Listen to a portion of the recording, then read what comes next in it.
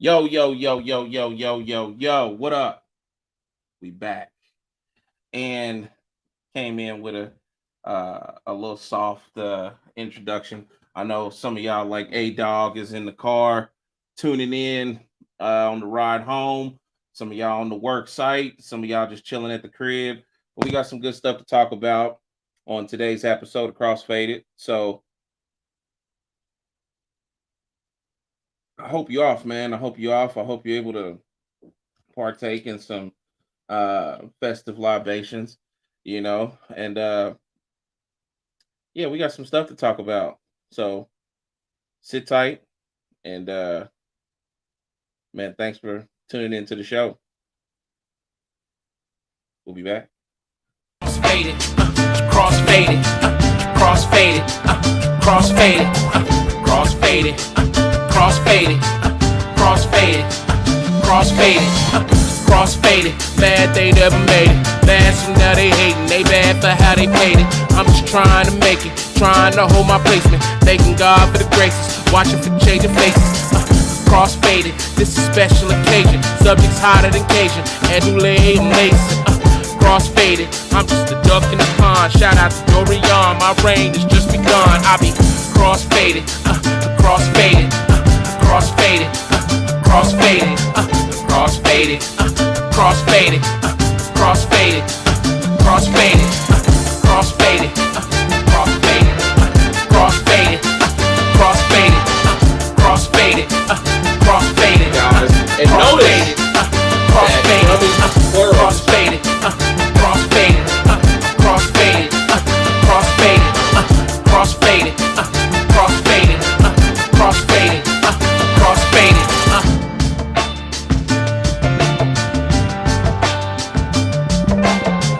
Well, you ready? Let's start the show. What up? What up? What up? Welcome to another episode of Crossfaded. I hope you like that intro. That is our new intro. I absolutely love it. Shout out to the editing team. You know what I'm saying? Shout out to everybody that helped us with everything on set. Our PA, she's ridiculously awesome. The lovely Miss Rislow, I love her to death. Um, yeah, man, give a beautiful lady a round of applause. Um, so yeah, man, thank you for tuning in. Welcome to Crossfaded. So, if you're tuning in and picking up with us from last week, you know that we had a sudden disconnection due to me running out of power. I apologize. I look forward to finishing up a couple of subjects from that day. So we'll make sure that we do, touch base on where we left off at, and yeah, man, we'll keep pushing on through. Um, so kind of in the spirit of where we were, I think we were like right in the middle, if I recall, in the middle of a big dummy, if I'm not mistaken. So we'll pick up where we left off at. Think you all remember this lady. She's a newscaster who hit him with the fashizzle, my nizzle in the middle of the newscast. And I couldn't get a clip because it's like there was a lot of damage control after she had done that shit. So they had kind of went out of their way and made sure that they took her stuff down as much as possible. And I bet if I had just dug a little deeper, I could have found something. But yeah, I wasn't able to. So, but no, I said a lot about her last week. I think I was just opening it up, and yeah, she was just, man, really seemed like a really nice lady. She was having a good time on the show, and they had asked her about her attire, about her being fresh, and she was just like, yeah, I know how to, put my dress wear together, something, something. And then the dude had said something, and she responded with like, for shizzle, my nizzle. And, you know, um, man, I just want to kind of run that up, with a this big dummy of the week, continuance with a dear white people, so it's kind of like in combination, you know what I mean? Like, big dummy of the week, dear white people, you know, and basically, I just want to say, man, uh, you guys can't just be thinking it's cool to say, black shit, um, you know, any and everywhere. Got to be careful, man, with cultural appropriation. Just keeping it real. And that just was not the time and place for her, and she ended up, um, fucking herself over. What can I say? Pardon my French, but that's exactly what she done, and she literally was off the air the next day. So, and then she was off the air, and then she was brought back for an apology, and then she was like retired. So, like I said, this is a twofer right here. Uh, big dummy, and dear white people. So, but dear white people, don't be a big dummy. Basically, don't think that even the minuscule areas of our culture that are galvanized by social media and just the world's culture sucking abroad. Don't let that make you think that it's cool for you to do certain shit, in front of your friends or even in front of a crowd of thousands like this newscaster did. It's not cool. Learn the linguistics if you're gonna use them.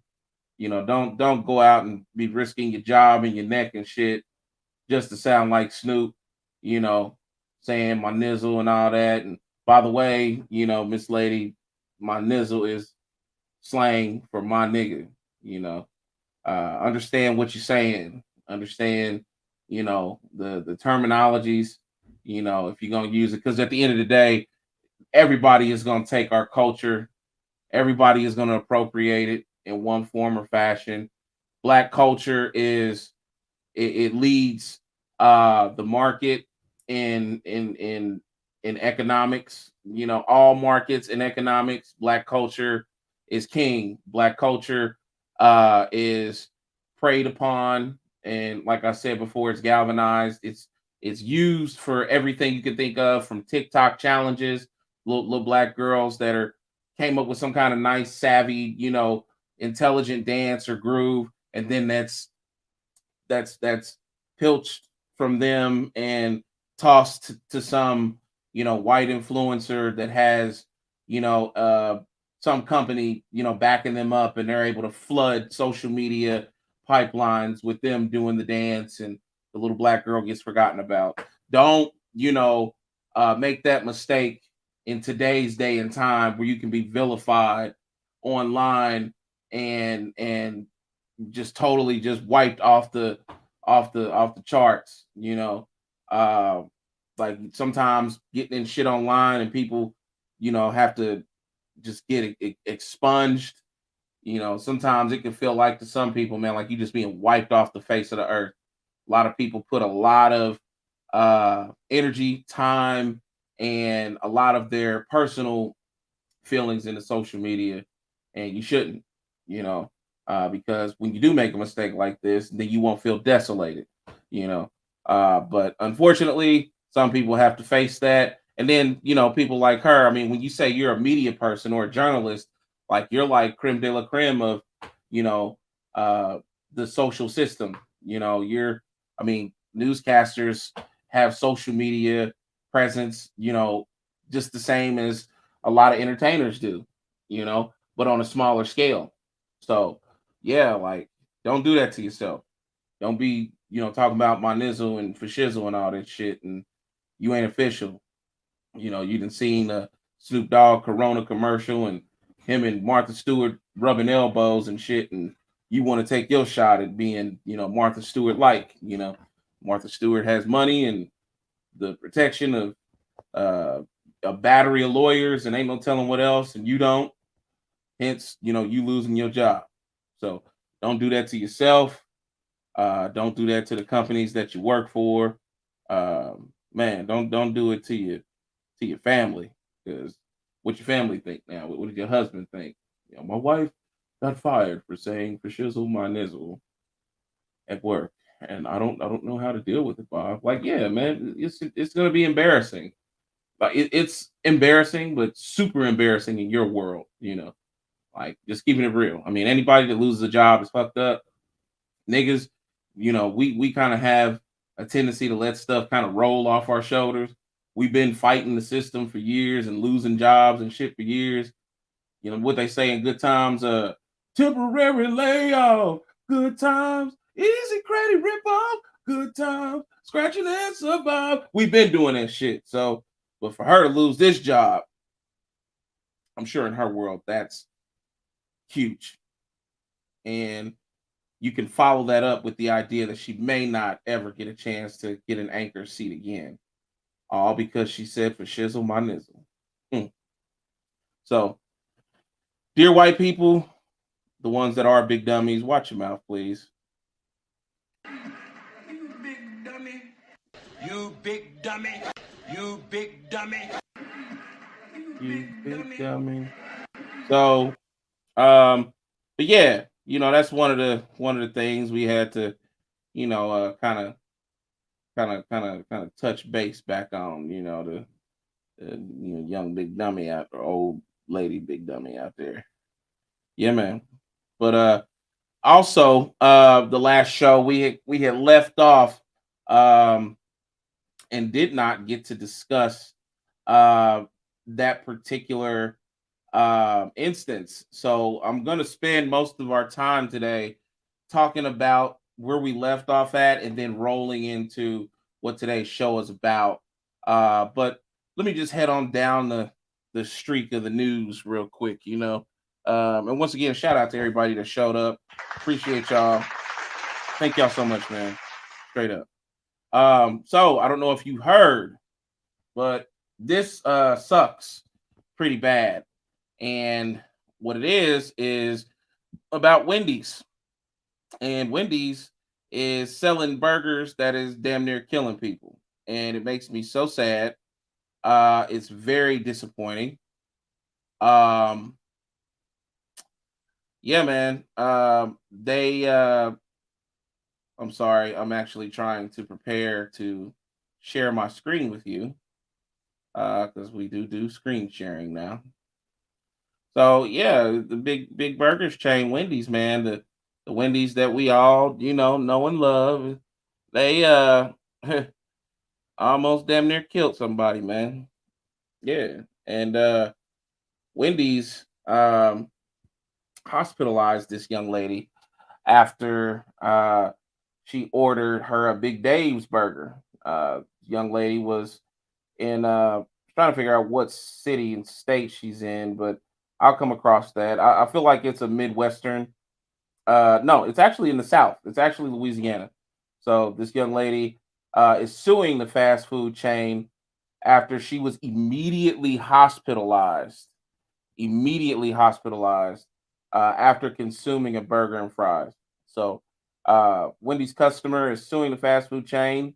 Court documents obtained. Um, by McClatchy News alleged that the customer Jenna Voigt has been plagued by long-term issues. So she's dealing with like long-term issues, like on some Corona shit, like long-term, you know, Corona people, whatever they call it. Yeah.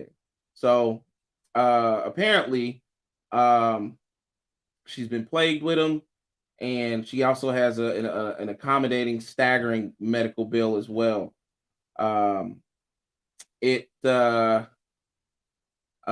seems that she had a medium double cheeseburger combo, so that's that Big Dave's double, and this is July the 27th.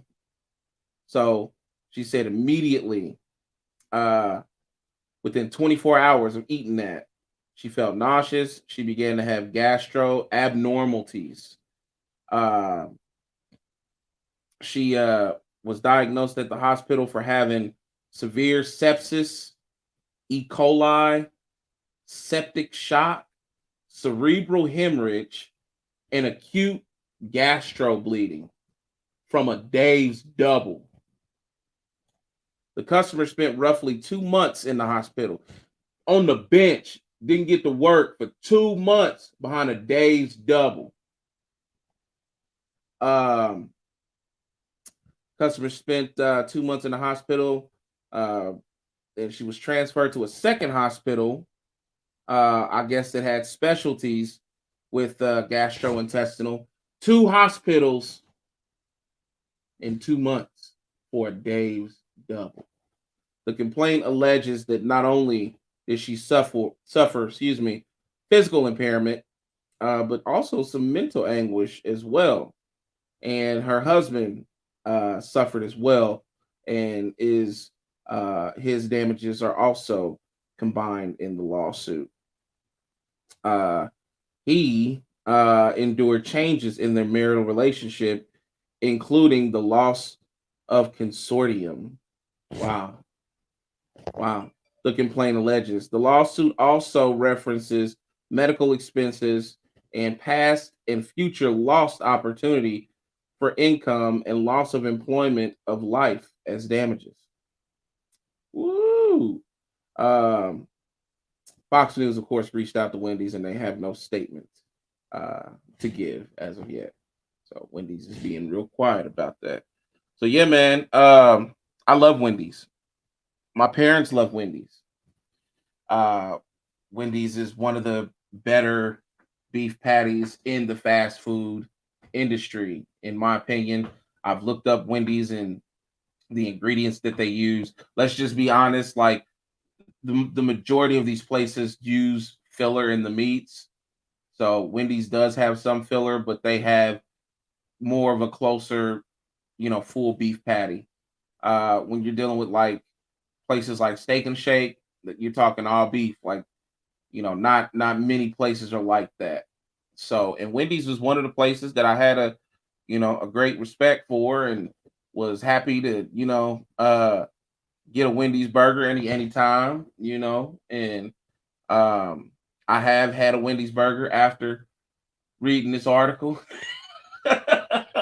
So but I'm gonna do better and be mindful. Yeah, man. So I guess it can happen anywhere too. Just people mishandling food, people, being dirty and not washing their hands. And but man, that's pretty dramatic. And I haven't seen where it was like that bad, where it was just literally gutting people. So yeah, man. Uh I'll pray for the young lady. Hopefully, man, she'll, be able to pull through that, man. Cause shit, that's bad, dude. So yeah, man, Wendy's is damn near trying to kill you out here, man. Um, so yeah. So another situation on the horizon that literally has people shaking in their boots is the return of Freaknik, and not the return in terms of they're having another show, but the return as in not another show, but another event, but as in the return of it being a series on Hulu. Um, the Freaknik goers of that time are shaking in their boots.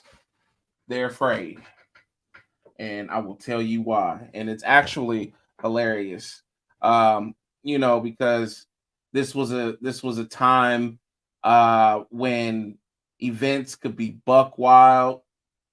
And this is before social media, so there's no social media responsibility. There's no there's no like online governing of uh a lot of extracurricular activities. All right, so this is pretty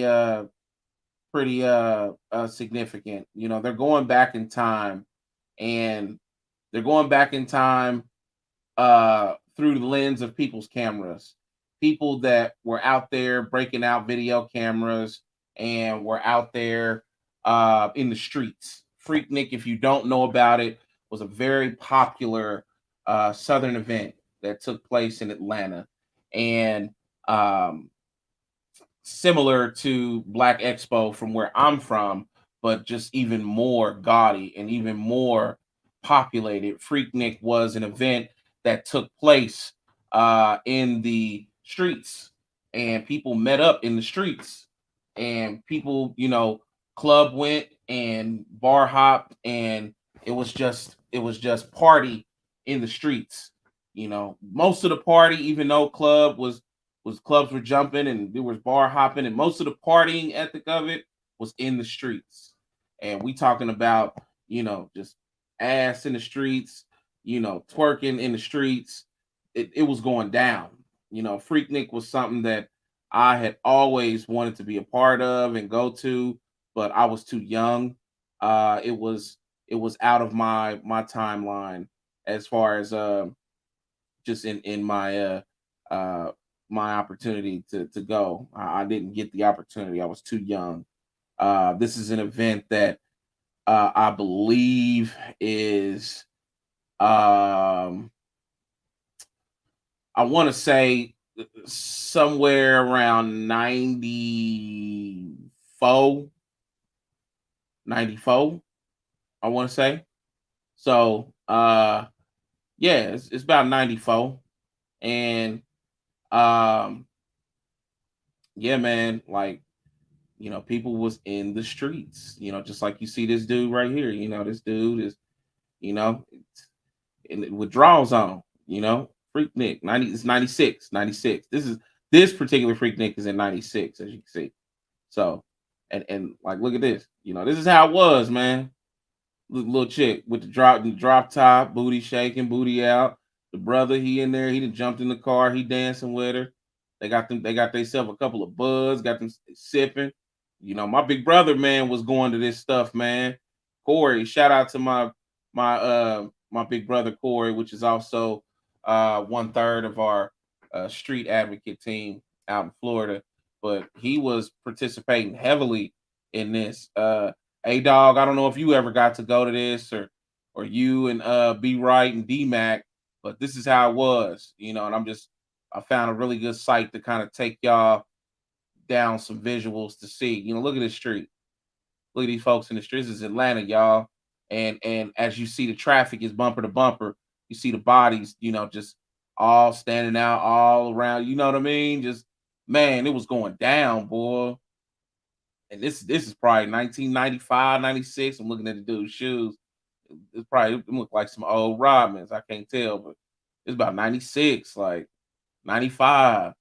I mean, man, it's going down. Look, it make me want to be there right now. Look at that, man. Dang.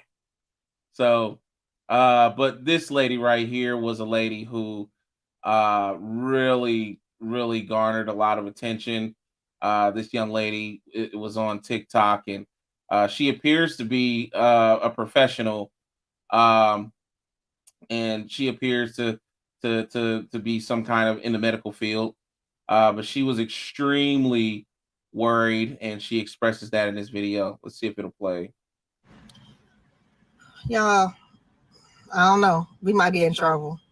Did y'all see Hulu is about to release a documentary about 94 Freaknik?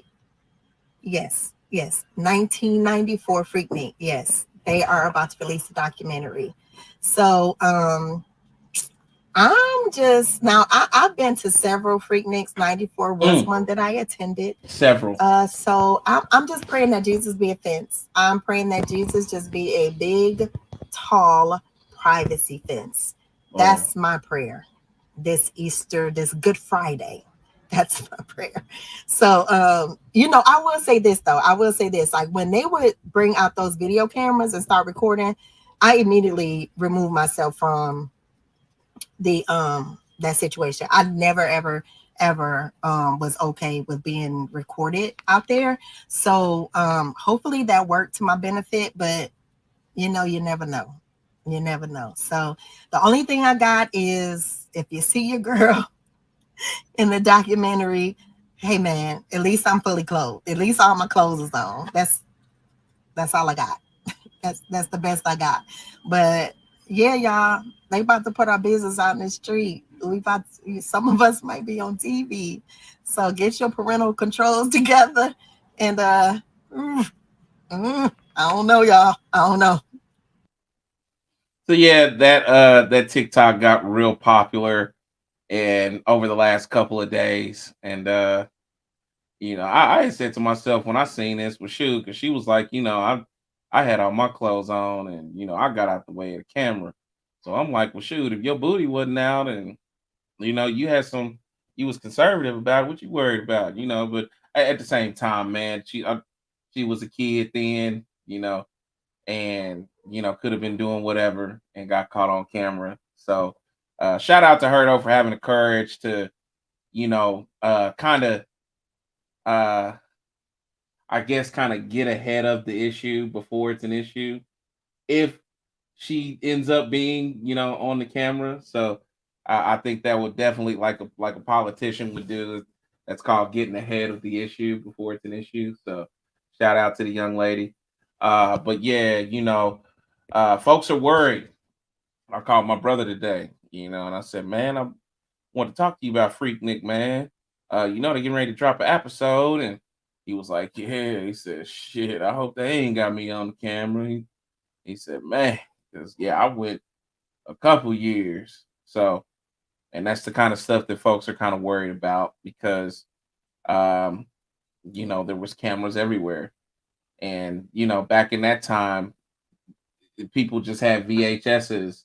So this was stuff that was just getting put on VHS tape and slapped in somebody's VCR at the crib, and you could go and have some memories. But now folks then gathered their VHS tapes and then sent them bad boys off to some kind of you know Hulu creator or Hulu representative rather or producer, and it then materialized and then brought things to the masses now. So now we get to see actual freak Nick content, you know. So it's kind of crazy, but you know, there's a lot to be said. You could say, folks, need to, you know, that's why you don't do shit, out in public, XYZ.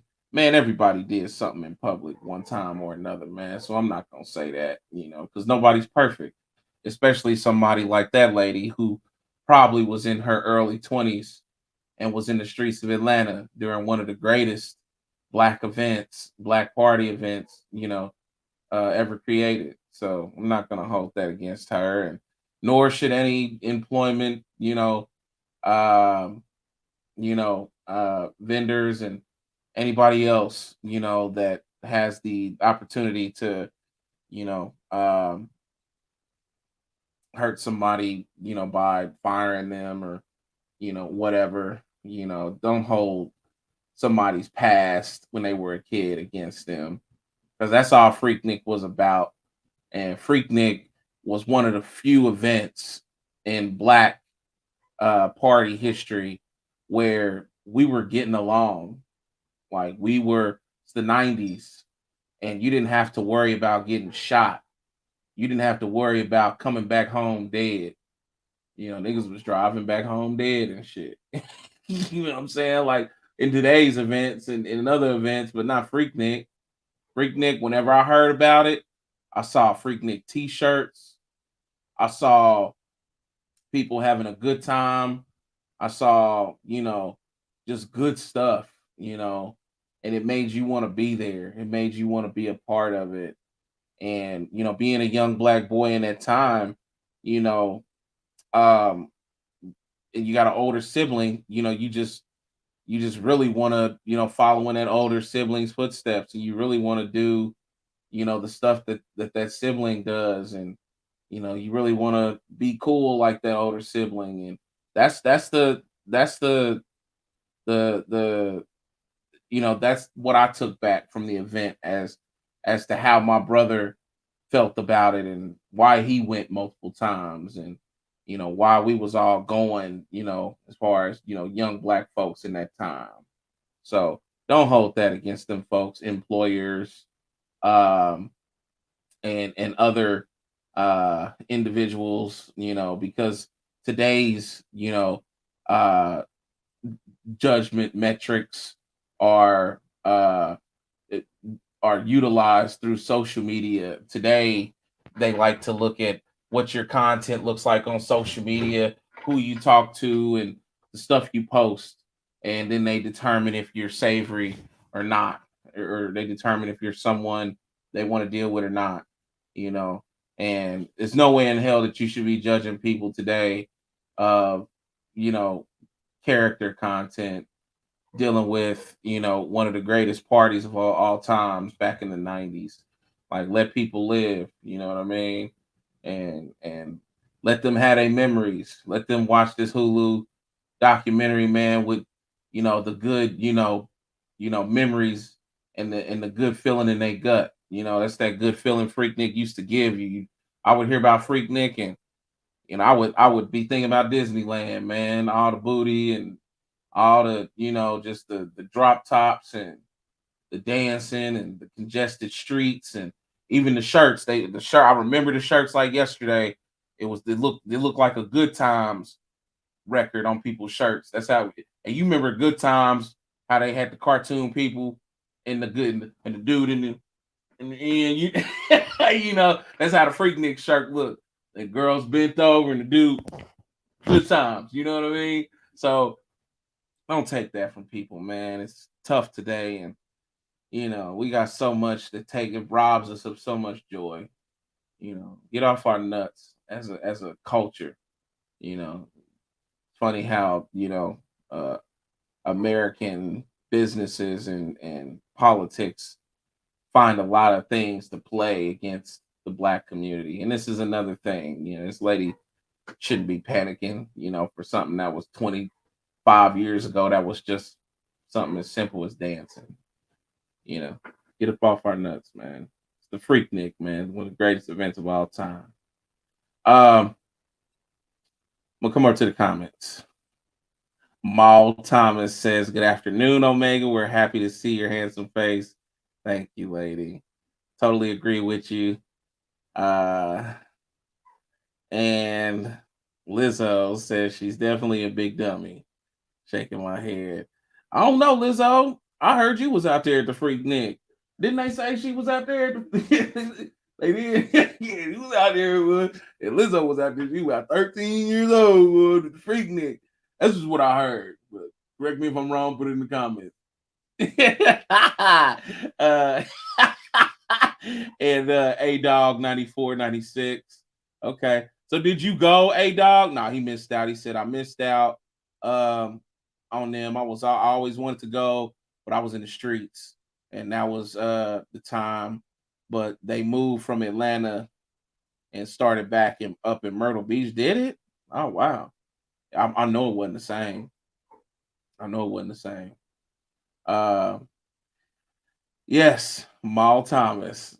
Yeah, big bro was out there, mama. He was out there in the streets. Yeah. Uh and he just snitched on quite. I don't really think it's snitching. But yeah, it probably is snitching. Yeah. Yeah, he sure did.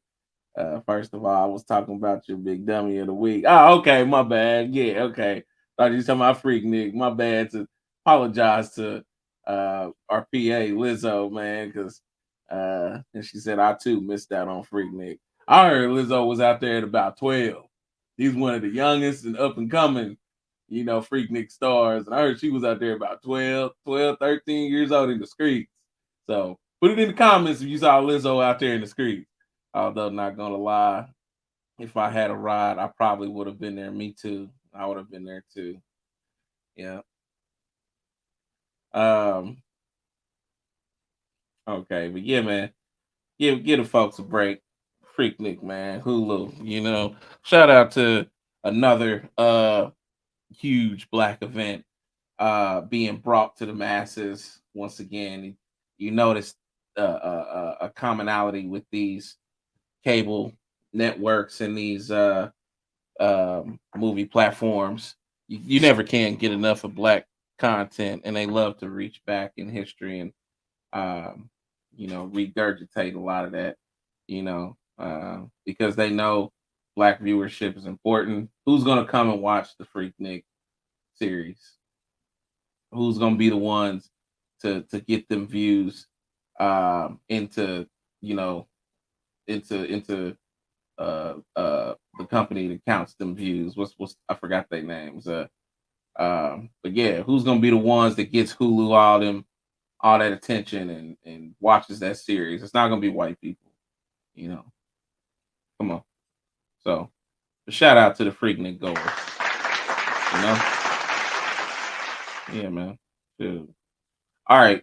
But I'm gonna take a quick breather and y'all hold on tight and we'll be right back after these messages from our mother loving sponsor.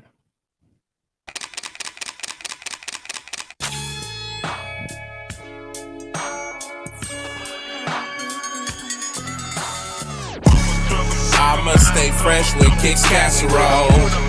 Cop the latest with Kicks Casserole. Nothing less than Kicks Casserole. I'm at my best with Kicks Casserole. I'ma stay fresh with Kicks Casserole. Cop the latest with Kicks Casserole. Nothing less than Kicks Casserole. I'm at my best with Kicks Casserole. Look, nigga, I'm dumb fly. Every time the sun rise, murder classrooms with my fresh since junior high. Fucking up the cafeteria, Columbia 11 highs. Chicks cutting hella eyes while I move with a smooth stride. North Carolina from head to toe, freshest that you know, and that remains from then on into tomorrow. So I'ma stay getting figures, macking bitches, getting bigger, and fresh from head to toe with Kicks Casserole.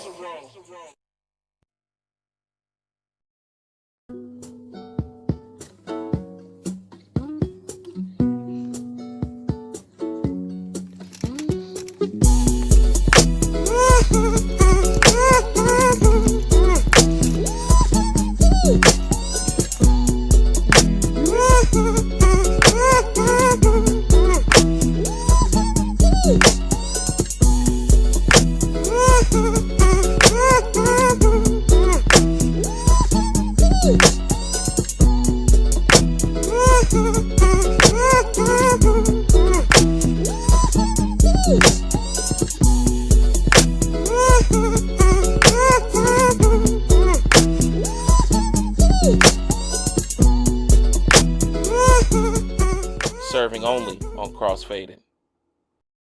Rappers, producers, hip-hop entertainers, hit up CWK Promotions for any of your management needs. Promotions, booking, studio sessions, feature help, models for your music videos, and much more. Hit up Chris Kleiss with CWK Promotions. Booking from 15 to 30% cheaper. Models, $50 to $500 for your videos. Promotions of any kind. Studio sessions ranging from $35 to $175, and features from $10,000 to $250K. Hit up CWK Promotions now.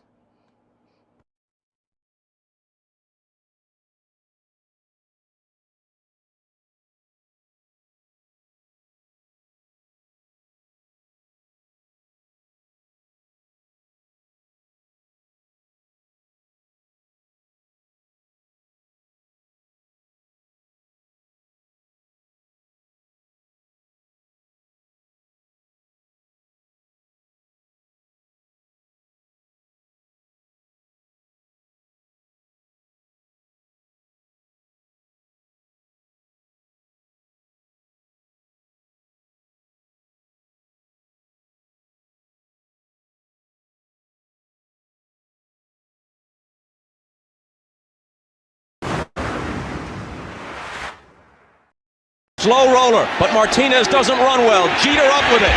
Starts spreading the news. New York, New York.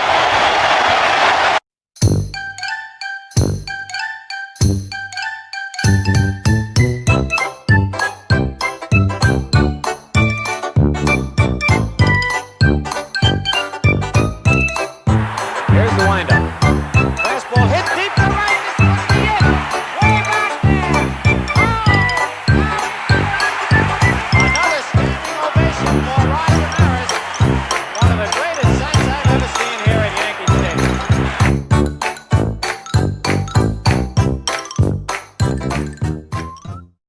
Yes, sir. Without warning, because I did not elude, but my man in 100 grand is in the house. You guys know who it is. It's sports with the one and only Jerome Murphy. So give it up for the brother. What's up, party people? I barely hear myself. What's up, party people in the house? I hope you can hear me. We got a new mic system. Now I hear me. Okay. Okay. I want to tasting. Yeah, yeah. Right, we rocking. We rocking. Yes, sir. Yes, sir. I want to tell you, well, now we're moving into the next phase. We in the National Basketball Association. We're going through the playoff, boys and girls. Everybody's been seeded. The only thing we have to figure out between today and tomorrow is the four playing games. Well, two playing games because the Lakers and the Timberwolves are playing tonight, and the Heat and somebody else.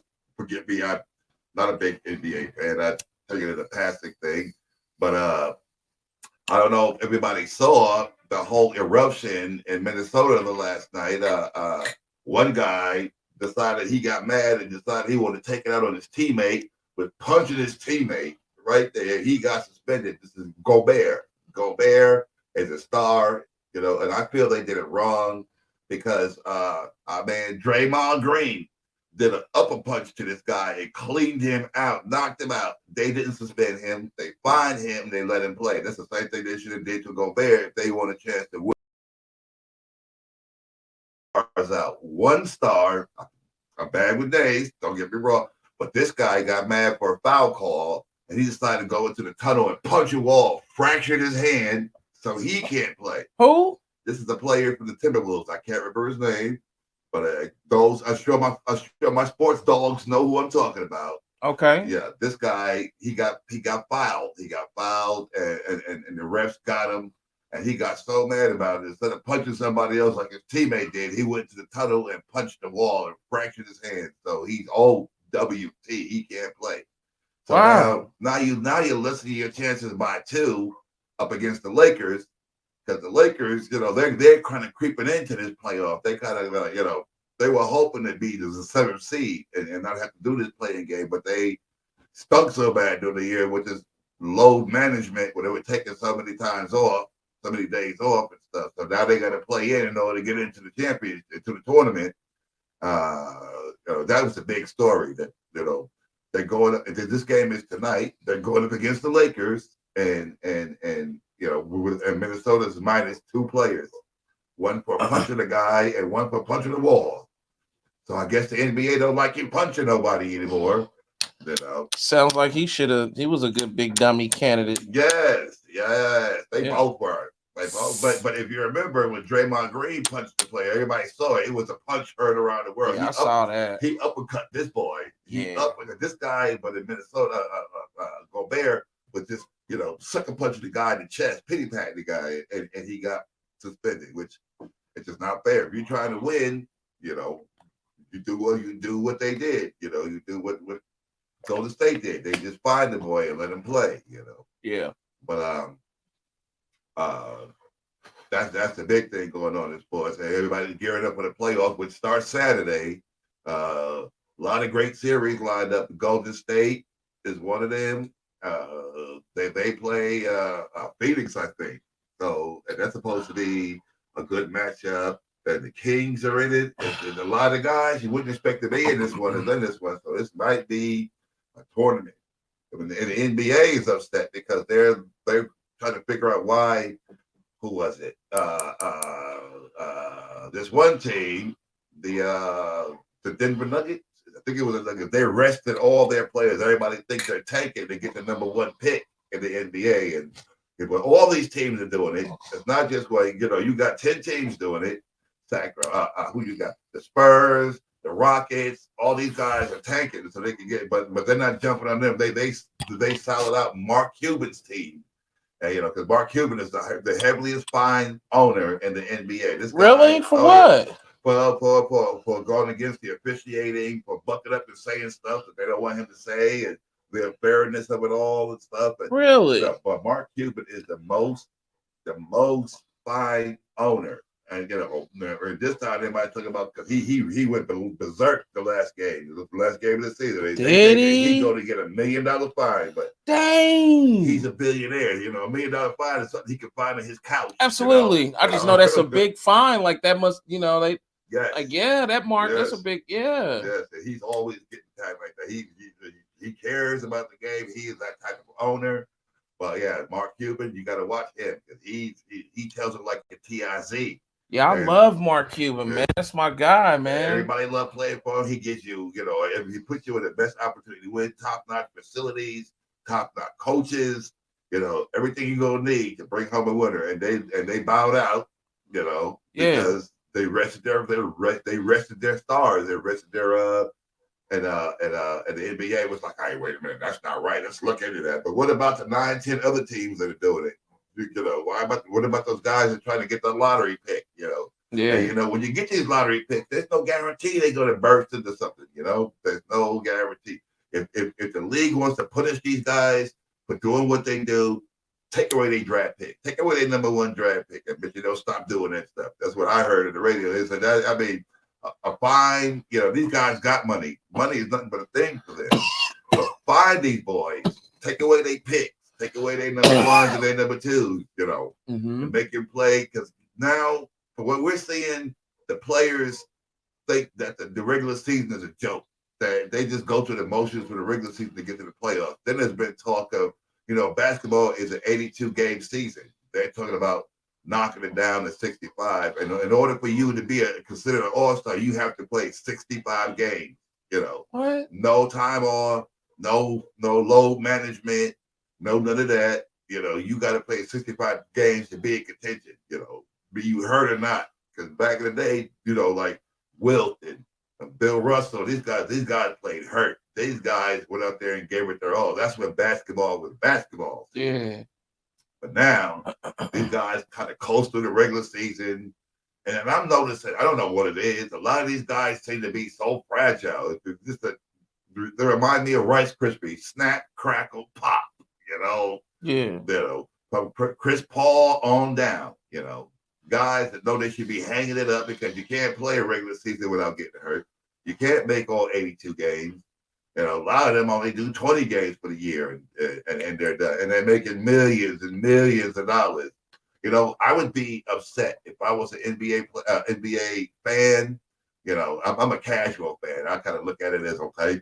But I would be upset if I'm paying my hard-earned money to go to a game and say the Lakers and the Bulls, and LeBron takes the night off, and Anthony Davis takes the night off. You pay to see the team, and you get a half-ass team for the money you're playing. I would be upset. Yeah, I would be upset.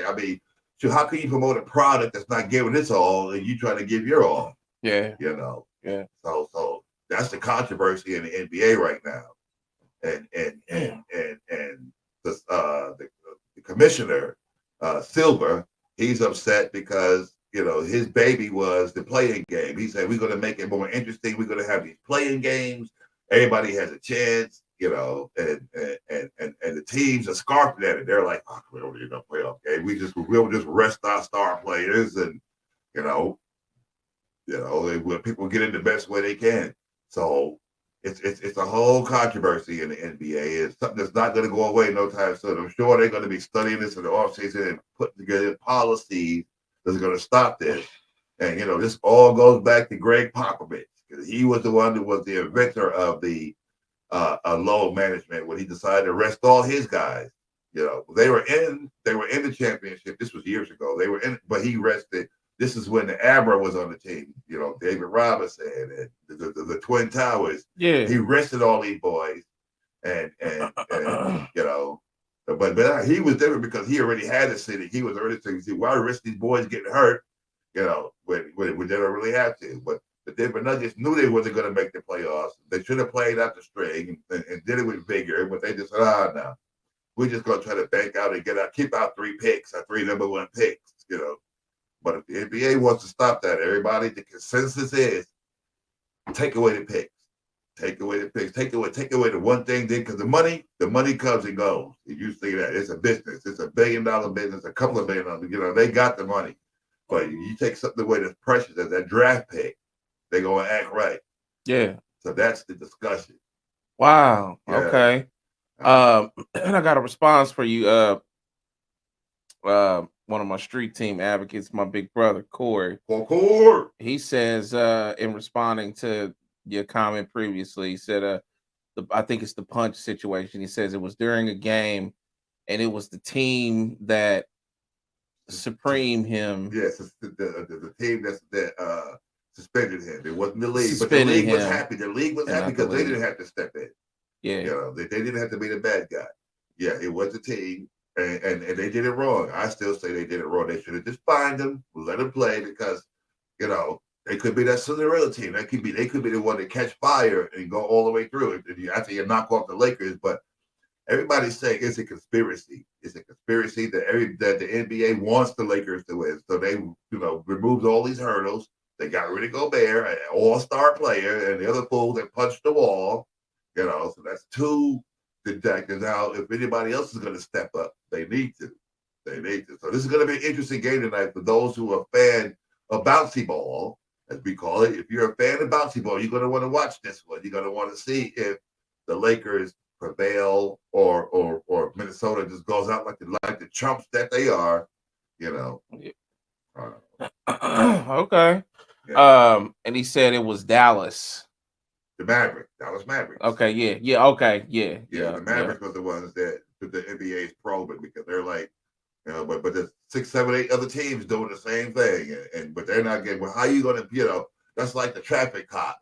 And we know, being black, we know about the traffic cops. 5 or 6, 7 other white people who cars will go by, they will pick, but that one cop who go, oh, wait a minute, there's a brother driver, let's pull him over. It's the same kind of analogy.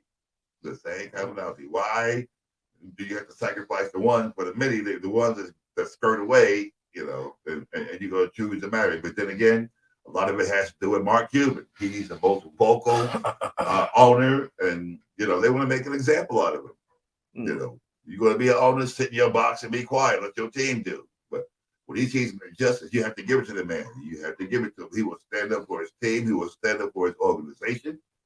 He will do the doggone thing. Yeah. Yeah, man. Crazy. Crazy. Other than that, baseball season got off. Everybody, the one team that's undefeated in baseball, if you're a baseball fan, is the Tampa Bay Rays. These guys are going to give a lot of people trouble because they're good. They're good. They have not lost a game. We were 10, 11 games into the season. It's early, They're undefeated right now? Undefeated. But they play 162 games for the year. They play pretty much every day. Yeah. So it's just a matter of time. Out of 32 teams, 31, 32 teams, they're the only one left standing, Yeah. You're the only one that's undefeated, 10, 11 games in. And they're in my division with the New York Stankies, as you call them. Yeah. So they're going to give us fits. We know they're going to give us fits. What I wanted to tell you?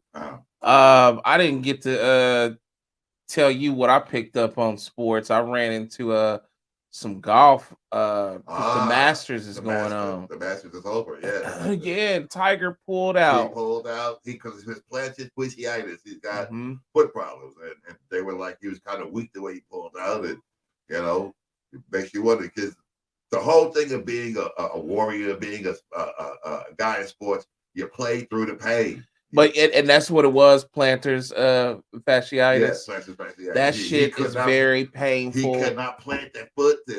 I have that. I've had it for years since a kid.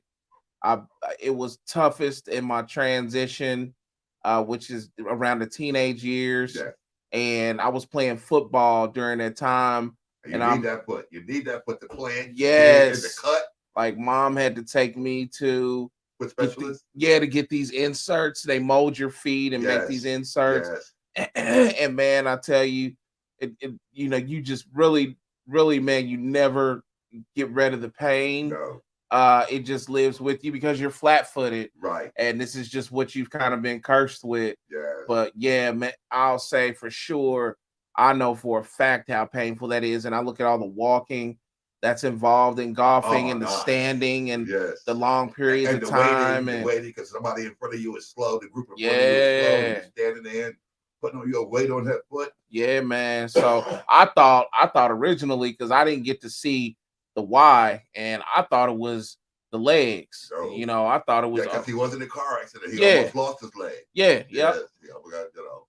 But no, it was Planches Vicious. Oh yeah, he'll be back. He'll be back next year. Yeah. They'll remedy that with some kind of. I'm sure all- Nike may do something with a special pair of shoes. Yes. Because that's who he has a contract with them, and Okay. and not to mention, you know, whatever his physicians come up with, Right. and he'll be back. I mean, he's out there playing once again, you know, just the kind of shit that sometimes pisses me off. You know, this guy is out here playing on damn near broke legs from and bad feet. And mind you, the word about that was he wasn't supposed to be back after that, after the crash, and you know, they had all of that and everything. Yeah, he wasn't supposed to be back. He was not supposed to come back, you know, and he was, you know, Tiger. That was, we don't know. He might have been drunk. He might, all the speculation until finally somebody spoke for his side. It just makes me stay. They say that he always drives fast. He always drives reckless because he. And they also said that curve he went around, a lot of folks had wiped out or wrecked on that curve. Yeah, it's some kind of curve that's claimed a lot of crashes. That's infamous in that area. Yeah. So, you know, but you know, when you a brother and you got the statue of Tiger, it's gonna be all these other speculations before the truth is considered. Right. You know, so but shout out to Tiger, because I mean, he was out there really whooping y'all's ass with a broke leg or two broke legs. And then the planners came into play, and he was like, let me sit on down. Yeah, honestly, I really got multiple of these green jackets. Yes. You know, can't nobody really hold me, you know, at the end of the day when I'm really playing at my best. So let me go ahead and sit on down and let y'all go ahead and have this year. Right. I see y'all next year. Right. You know, so I'm like, man, get up off of me, man. He gonna come back with force too. You know that. You know that, because he's gonna focus on getting that right so he can get back on that course again, you know. Yeah. Corey said Tiger's on his back end of his career. Yeah. He's 47. Oh my God. I think, and he has done an interview where he says he has more fun now watching than playing with his son, watching and playing with his son. Yeah, because he got a son that got a damn near swing and form just like him. Just like him. So he went through the same thing his dad did to him. His dad come on, man. Tiger done whooped y'all's ass and reinvented the whole, you know, the whole sport. Nobody's watching not reinvented, but just reconfigured the sport. Nobody's watching golf till Tiger got and guess what? You talking about him now. You talking about, you know, because he done sat down and he had the foot and the leg problems. Don't trip, because if he don't come back, he got a son that's on the way that's gonna come and whoop y'all's ass again for a whole another 10, whatever, 15, 20 years. Y'all gonna have to deal with it again. Mm-hmm. So just sit on back, man. Don't trip. You know what I mean? It's called a legacy, and that's something that you can't stop when you're dealing with this. You know, it's unstoppable. And the words of my man, get off Tiger's nuts. Man, get off his nuts. Get off his nuts. He's a proven hit nuts. His nuts is his own, you know. Thank you. One of the greatest golfers of all time. The man that moves the needle every time. I mean, people stop and thank you. Keep in mind, that was a sport where we were not to exceed beyond caddies. Or groundskeeper. Groundskeepers. We was tending to the grounds. Yes. Cutting grass. Trimming holes. Yes. And carrying golf cart and carrying golf bags. Right. That's what we was. Keep that in mind. All the way to conquering the sport today. Right. Yeah. Golf wasn't golf. I mean, everybody was talking about what, Nicholson? Yep, Jack Nicklaus. Nicholas is 60-something years old and he's still playing. So Tiger still got time. Yeah, man. Heal up and get right. You know? And when he gets done with this, he can go to the senior tour and clean him out on the senior tour, you know? Yeah. Well, I say, man, that game. Man, Tiger will be back, and he can play, man. He can leave for 2, 3, 4, 5 years and come back and whoop y'all ass still. Right. The man's physical condition, his golf intelligence, and he won a couple of majors once he came back. He's won. I think he hit one major after the accident. After the rehab. Come on, man. So, you know. And a one on the bad legs. Yeah. Man, what y'all want a black man to do? You want to just come on out there to the golf course with no legs, don't you? and then you have a chance. Yeah, but then you scrub your head, it's crazy, man. It's crazy. Yeah. Good times, man. Boy, I tell you, man. Yeah. So shout out to to Tiger, where he says his son is only 12 and already playing from the professional team. He got his card. Come on, man. Come on. You can't stop Cream because Cream just rises to the top. Right. There's nothing you can do to stop it. Nobody can stop it but the Cream itself and God. Amen. Yeah, so that was sports with my man. Yeah. So really all quiet as but like I said, everything that really start heating up to the NBA till Saturdays when the first of the games. So but we have 2 games, 2 games today, 2 games tomorrow. Those are the playing games. That's for the last seeding. So if you're a bouncy ball fan, put on your TV tonight, catch those 2 games, and see what's going to happen with Minnesota. Do they put on their big boy pants and buck up, or do they put on their Pampers and go home? We shall see. Yes. Shout out to you Timberwolves fans out there. I'm sure there's 1 or 2 of you. Everybody else is going to be going out for the Lakers, for the Lakers. Green and purple, gold and purple. Gold and purple. Everybody gonna be tipping on the Laker bandwagon. So Timberwolves, Minnesota. What about them? Yeah, they're either they put on their big pants and beat the Lakers tonight and get into the playoffs, or lose and go home. I wonder who's out there with the Timberwolves now. Well, it ain't Gobert, and it ain't the other dude that punched the wall. So I don't even know if Rubio's still on the team, because it used to be Ricky Rubio. He was hot, but he got into Minnesota. But Minnesota is just out there. You just don't know.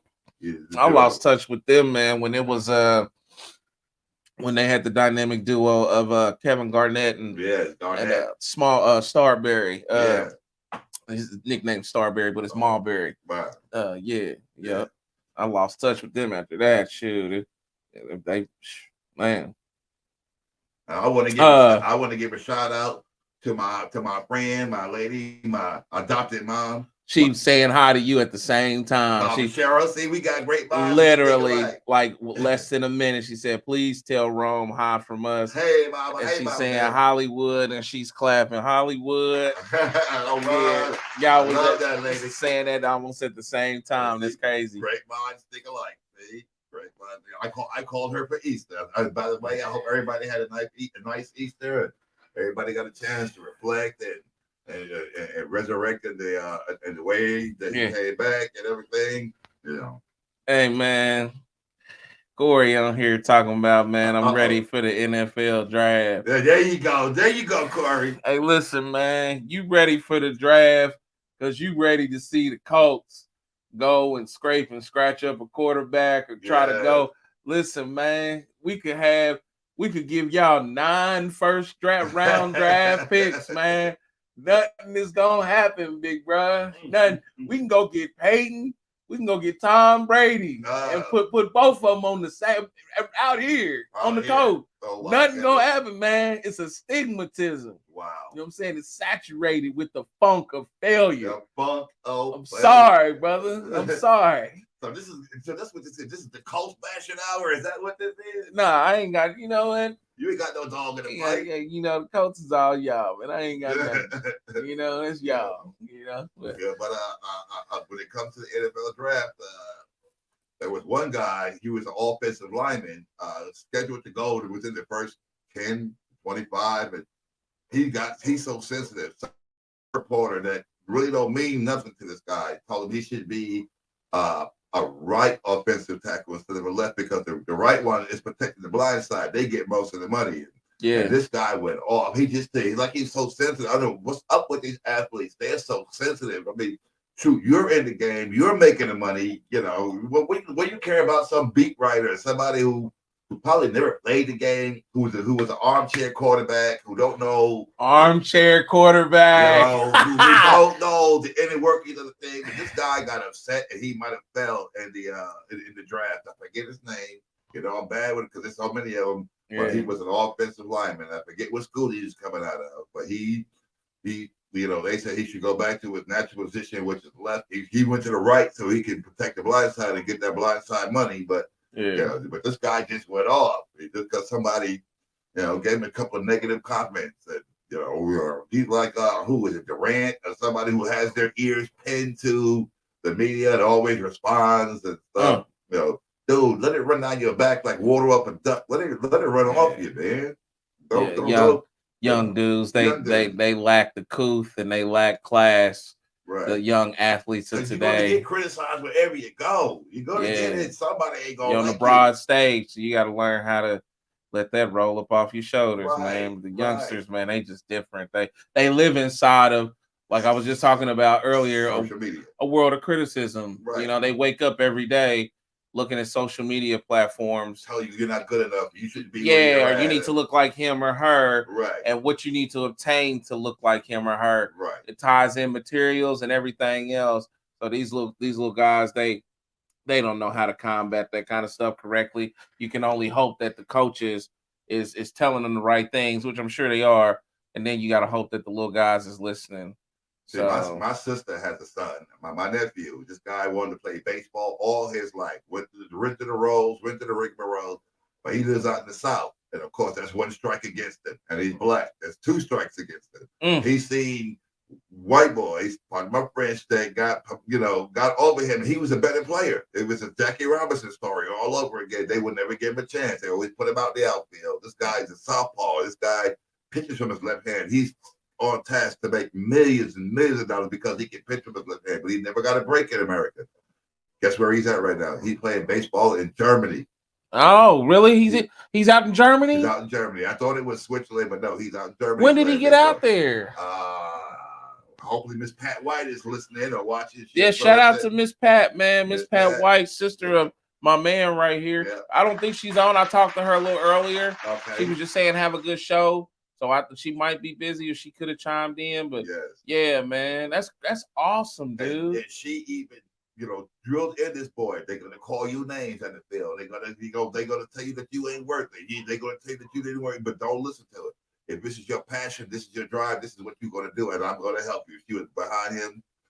They say behind every great man there's a woman. In this case, it was his mom. It was his mom. That's awesome. So he's out there playing in Germany, and I got to see a clip of him playing. He hit a ball, somebody caught it, but he got his first hit out in Germany. And what's his name? His name is Romel Greg White. Romel Greg White. Man, shout out to that young brother, man. And shout out to you too, Miss Pat. That's awesome. Out there, and she backs it 100%. That's awesome, dude. Yeah, we just started getting our team to jump on doing segments and shorts of the show now. So we now, after the show, we have a team that jumps on it and cuts a lot of this stuff up to make other posts. So I'll make sure we get a if Miss Pat's listening, she can send you the website and we can get a picture of my man hitting that ball. That'll be nice. In Germany. That'll be nice. And I'm going to send her a little clip of this of us talking about her and Romel, Yeah. So, yeah, that's awesome. High powered. Man, I got to come back to this again, man. I don't know why this dude's making me, come back to this, man. Who is this? Man, my brother, a.k.a. Street Team, affiliate in Florida, he says Anthony Richardson is going to be our draft pick. Just like, man, listen, man, the Colts could have Barry Sanders. He sounds right. Emmitt Smith. They could have both two halfbacks, Barry Sanders and Emmitt Smith. And then they could have Tom Brady at the QB. Yeah. And if they got Irsay in the building, it's a wrap. They trash, man. They gonna be trash. See, but tell you what you will about Irsay, but he was the one that they pulled Andrew Luck out the hat.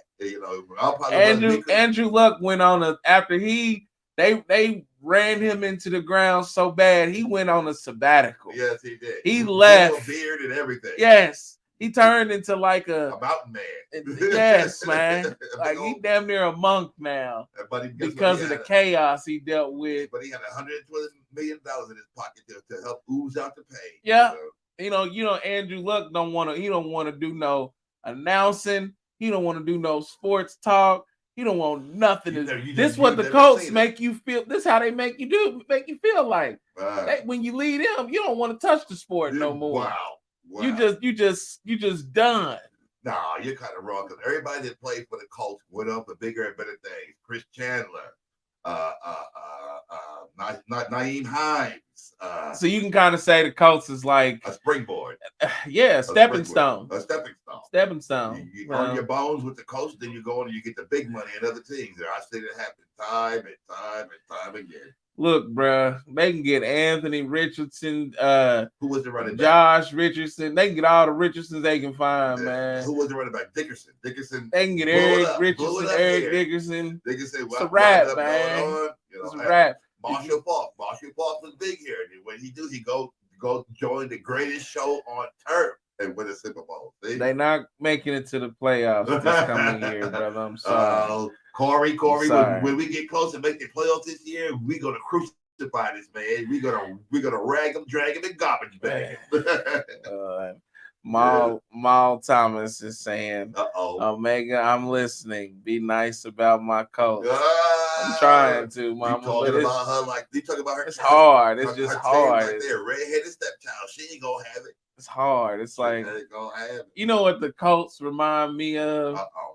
The Colts is like the best way I can describe them because without having to see them and just knowing that they're there and knowing that they're like just imminently losing, like they remind me of a teacher I used to have named Miss Reed. Miss Reed, she was an English teacher that loved to be up close and personal. And whenever she loved coffee every day, and I think she loved cheese too. At least what this is what her breath told me.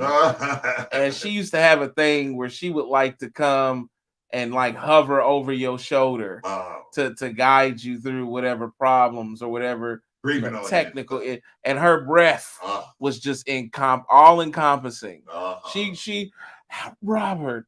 Now you want to make sure that and the breath just comes down, it swings around your face, hit you in the and nose. it comes across. It's like, and it's like, please don't come to my desk. Please don't come to my desk. I'm like, oh my god!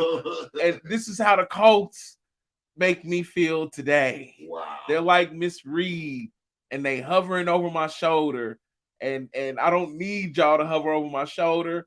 I wish y'all would just go away. I have a question for you. Have you ever been to a Colts game? Have you ever partook in the environment and stuff? I have not went to a Colts game. I went to the RCA Dome or the Hoosier Dome. Been to the domes though. Been to the few dome. occasions. Been there to watch a couple of classic games, Circle City Classic games. Okay, so but you didn't go for the football game. Yeah, I went for the games. Yeah. Well, those are classic. Those are the historically black colleges. It wasn't the Colts game. You never. No, I didn't go see. No. So you don't understand the majesty and the majestic, the camaraderie. All of us pulling together for our team. So you're that guy that said, "Kill him, get him out of here." Yeah. Let's know you got a prize on your hands, and then my man, my street team affiliate, my brother, Mr. Core. He says, let's make a family bet right now. Let's do it. If the Colts make the playoffs, you wear a Colts hat during your whole show. Applause. Take the bet. Come on. Come on, man up. Come on. Yes, good family bet. Go for it, Omega. Go for it. So if the Colts, all right, let me make sure I got this right, man. If they make the playoffs, he said. If they make the playoffs, we can make the playoffs and lose. But if they make the playoffs this year, you got to wear a Colts jersey. Yeah. All in favor, signified by tweeting aye. Aye. I would love to see my man in the blue and white. Yeah, man, then my neck and everything gonna get the itching, man. My neck, my head, everything gonna get the itching, man. Yeah, and it'll be the perfect time because it'll be the fall. It's like poison ivy, man. I can't, you know what I'm saying, man? I can't. Well, it's matter of Dallas Cowboy jersey when you know they ain't gonna make the playoffs. Dallas in the house, big baby. Dallas, I'm from Minneapolis, but I'm a Texas boy. My goodness, Dallas, big baby. He's a band jumper. Fully adopted, fully invested. He's a band jumper. Yeah, I'm gonna go ahead, man, and make the announcement, man, right now. Are you gonna accept the bet, man? Me and Corey want to know. Are you gonna accept the bet? We will accept. All right. Yeah, we accept. We gonna We will accept. That accepted. Oh my God! Stay tuned, people. We gonna see a man in a Colts jersey next year. Yeah. We gonna see a man in a Colts jersey, and it's gonna be a nice one too. And it's gotta be the jersey and the hat. You gotta complete the ensemble. Man. That accepted, man. Thank you, Corey. Thank you for the family challenge. I'm on board with you, Corey. I mean, you know, I guess, man, you know, I probably shouldn't have accepted it because what's the caveat to that? Like, what are you gonna do, big bro? Like, you know what I'm saying? Can you wear Dallas Cowboys hat or jersey or something, man? Like, you know, if I put it like this, man. You know what? Take my acceptance back, man. Pull that back. It comes with a caveat. You take that. Let me go ahead. Acceptance, ACC. Acceptance with a condition. Accept. We'll say accepted upon accepted upon reciprocation. What does that mean? That means accepted upon reciprocal. That's the fastest way I can type that out and say it. So we'll say I will accept big bruh street team, aka Corey Rosdo, street team member. I accept upon you stating that when the Cowboys do get to the playoffs, if the Cowboys get to the playoffs, they'll be there. That you say, man, I just want you to say, hey, how about them Cowboys? You gonna make it wear no gear and no how about them Cowboys? They doing a good job. They doing damn good. I want to hook him up with B Right. Make sure he got the hat, the uniform, the sheet. Well, I have B Right send you everything. Yeah, B Right sent me a lot of stuff. Yeah, I got some stuff. I got some Cowboy stuff right now. Cowboy draw. He got cowboy drawers. Yeah, we cowboy down, man. You know what I'm saying? Cowboy socks, cowboy drawers. Yeah, that's the only time that because I don't do collar poppage, you know. But I collar pop when it's about them Cowboys. I done turned into a real deal cowboy now, man. It's real deal 5-star bandit, man. You know what I'm saying? Boys ain't won nothing since the 90s. No, you know, but I was a big Cowboy fan then. Really? And yeah, man, I loved Emmitt Smith and all of them guys. Yeah, man, I'm glad to be back, man. It's like coming back to an old team. So, you know, shout out to the Cowboys. Shout out to B Right. You know, loser things. Hey, you know what I will say though is we got the rings over there. We got the rings over there. 1996, 95, 94. How many generations is that now? Not one generation. No, that's a couple of generations, my brother. I mean, but the Colts got a ring. Their last ring was what with Johnny Unitas and them out in Baltimore. Peyton that's right. Peyton, he did. He got his ring. He got one. That's why I said I was so blessed because I was here when Peyton won his, and I was in New York when Eli won his. So I got to see both the Peyton boys come off with a ring. You know, although Eli got two, Peyton got one. You know, but Peyton was the better quarterback, but Eli was playing in New York with the New York Giants, which was a lot more pressure than out here. You know, we're soft out here on quarterbacks. In New York, they are critical. And then look at this sorry stuff, man. Oh, who is this? And then Lizzo Thomas gonna say, man, gone. Like she threw her hand, she did the Billy. Really? Who's she rooting for the Colts? Throwing her hands at me, talking about no takebacks on the bet. I accept the bet, man. Just Corey, just make sure you know when the Cowboys get to the playoffs, all I want you to do is say, man. The key word is if the Cowboys. Little bruh, how about them Cowboys? See now, Corey, how about them Cowboys? We got something to watch for this year. This is going to make NFL even that more exciting because my man is going to be clad Colts jersey and hat at the end of the year next podcast. Stay tuned. Yep. Stay tuned. It's gonna be a picture that's gonna work for 1,000 words. I'm gonna send one to Mama. I'm gonna put one up on my wall. Look at that man in that coach uniform. Look at it. How about them Cowboys? That's all I want you to say, big bro. How about them Cowboys? All right. Big bro, make sure he says, how about them Colts? We'll be making it the Cowboys. No, he said, I got you. He said, I got you. You and I are united in this thing, dog. We are united in this. We're gonna make sure this man is wearing the Colts uniform. And then my mom said, no take backs. You was raised not to welch on bets. That's all right. That's all right. I'm rolling. I'm invested, man. You're invested. We all invested. This is gonna make the podcast this more exciting. I can't wait. Then he gonna applaud. Then he gonna get on here and say, how about them Cowboys? That's what I'm saying, man. You know what I mean? Like, hey, man, that's cool. Though. I ain't tripping, man. He'll be tripping when he get away that coach uniform next year. End of the year, when we find out where our seating is, we might be one and done, but we'll make the playoffs, and my man will be getting his nice Colts jersey. Man, be right where you at, man. We're gonna pass the hat around, make sure he get a nice one. What is an official NFL jersey? We don't want no off the rack. We want an official NFL jersey, $120-something. Hey, so you buy an investment in the team, ain't that right, Miss Thomas? Yes, ma'am. Mm-hmm. Yeah, we gonna make sure we gonna pass the hat around, get him an official jersey. Yeah. Nick gonna be itching and everything. Man, just on fire, man. Yeah, Nick's gonna be itching and everything. Every time we see his hand we gonna clap. Man. Yeah. So I'm gonna spend we got a multitude, and Corey, you missed one of the subjects, man. Was Freak Nick. I actually talked about it and talked about my call to you earlier this afternoon, and we didn't get to talk about it.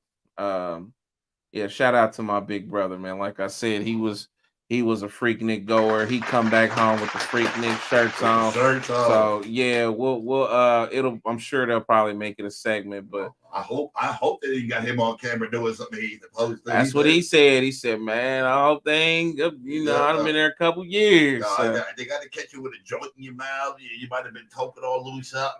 They worried about a whole nother. They worried about something X-rated on camera. That's rum shaking. That's what they worried about. Yeah. Like, because it was nothing short of Mardi Gras. A free for all, yes. It was like a Mardi Gras without the beads. Yeah. Wow. Yeah. I would love to live life through Corey doing that thing, seeing the things that he sees, the sights that he's seeing, the rump shaking that was going on. Oh my goodness. He said, "Man, I hope I'm not in none of the videos." He said, "I still got some personal videos hidden away." That could be a money maker. Turn him in. You could. That'd have been nice to get your footage to Netflix somehow. No, Hulu. Yeah. Hey, you could have been a credit for a show contributor. You could have got paid for your because I think once they use them, you don't get it back. So yeah. That'd be something. I can sit there and watch Hulu and say, "This is my man, Say Dog." Man, in the mix. Oh, watching the whole thing. Man, I used to want to go so bad. I used to, man, just wasn't my time, man. Now, pardon my ignorance. Is that the same thing when they used to get dressed up in linens or they wore the white linens? Was that a different party? This just. Man, just a lot of black folks in the streets, man. What's the party where everybody went down to Atlanta every year and they wore linen whites and it was a whole thing? I forget the name of that celebration. It was I thought it was the Freaknik. I don't know about that. Yeah, it was one. People, if you out there, help me. There was a show. Every year they had this thing in Atlanta where everybody came and they were dressed up all in white linens. I think it was before September where it was okay to wear white. It was I'm pretty sure it was a Freaknik. Everybody dressed up and I don't know. Because Freaknik was everybody taking their clothes off, but this was the opposite. This was God, I can't remember what it was, but it was a big thing, and everybody came from miles around Florida and Atlanta. If anybody knows what I'm talking about, hit us up on the comments. It was a big thing. Yeah. I got one response. Uncle Luke. Uncle Luke was the name of the thing?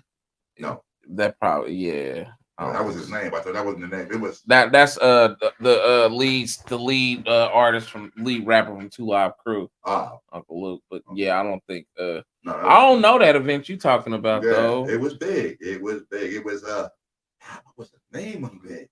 Everybody had white hats and white clothes. It was all white. It was linen. The whole dress on it was dressed in linen white. It was, I can't remember the name of it though. They say memory is the first thing they go and get. What's the first thing? I forget. You know. Yeah. Wow. It's all good. You know. Somebody will know what I'm talking about. We got knowledgeable people out there. They all understand. They don't know what it's a whole, like I said, everybody dressed up in white. It was linen white. It was a whole event. People kept their clothes on, not like a freaknik. God, what was the name of it? Yeah. Yeah. It'll come to me, or it'll come to somebody who knows. It was big in Atlanta. It was for years. Everybody came and they were dressed in white. And yeah, I'm sure it'll pop up. Yeah, we got many knowledgeable people. We know. I guess Mike ain't checked it. Is Mike Culver checking it? Mike Culver is actually working on the set of Good Bones, man. Today he's working on the set today. Let's thank Mike for hooking us set up, giving us absolutely. Mike. Shout out to Colbert, man. Mike Boyd. It was a pleasure of meeting you that day. It was nice. You know, you're my guy. You're my guy. Good guy.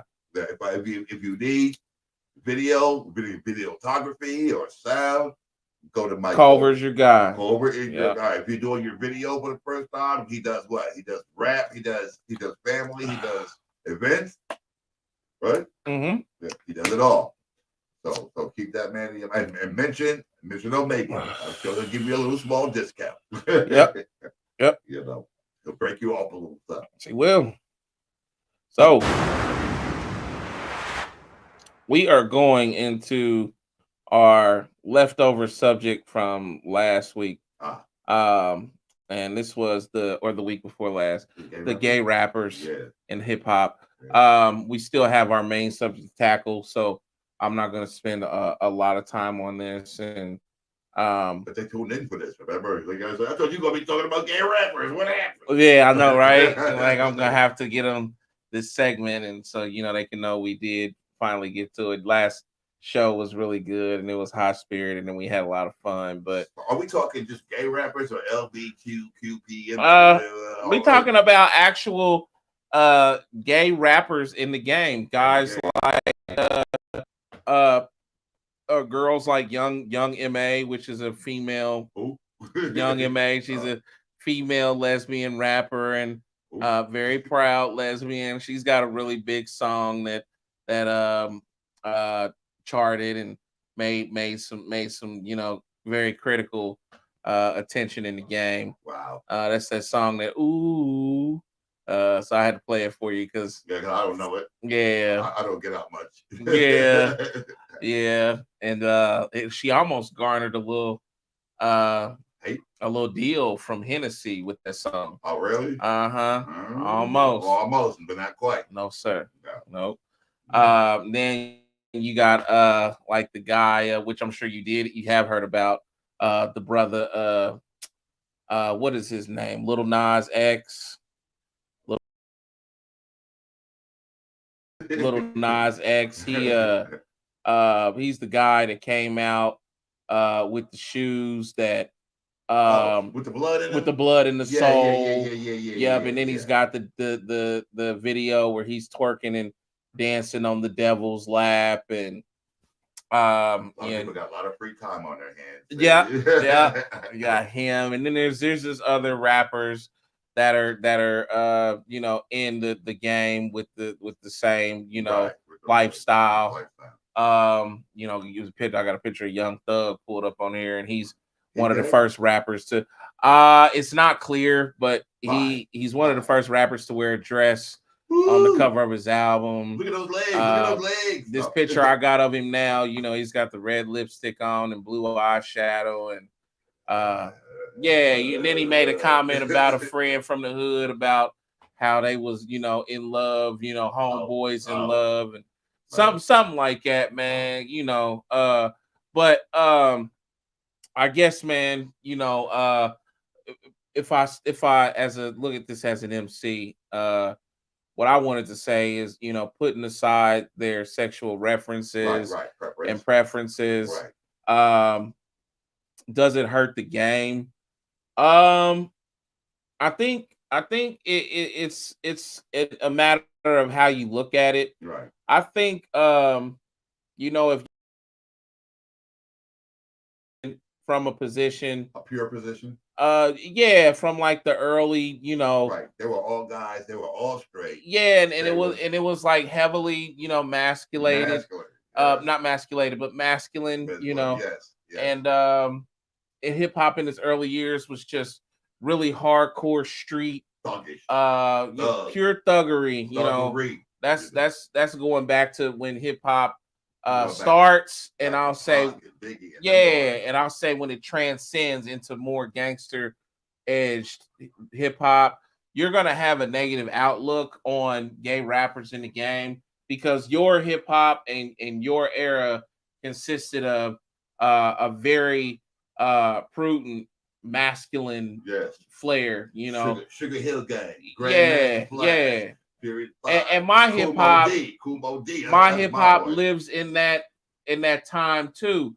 But Y'all transcended that. Y'all took I'm it a to the I'm next a level. I'm an early millennial, right? Yeah, you So took it to the next level. right. So I also get to experience, like I get to experience in my lifetime, I get to have like full-fledged experience of the 80s. Yeah. Because I grow up in them, and then I get the full-fledged experience of the 90s. new era hip hop coming in the 90s, Mhm. where it still was masculine, but it began to be more message prone, Right. like TLC and Like them, TLC uh, and Grandmaster the you know, Message. telling you to wear condoms and Right. stuff like that. Don't go chasing waterfalls. Yeah, and TLC is not hip hop, but they were in the You '90s. say they were partly hip hop. Yeah, they man. hip hop in their songs. Like in the '90s, yeah, they were a big part of the message of hip hop, especially Right. when it came to how they dressed. Right. With I remember at least the left eye with the glasses on and one side's a condom and stuff. Wow. They were just promoting,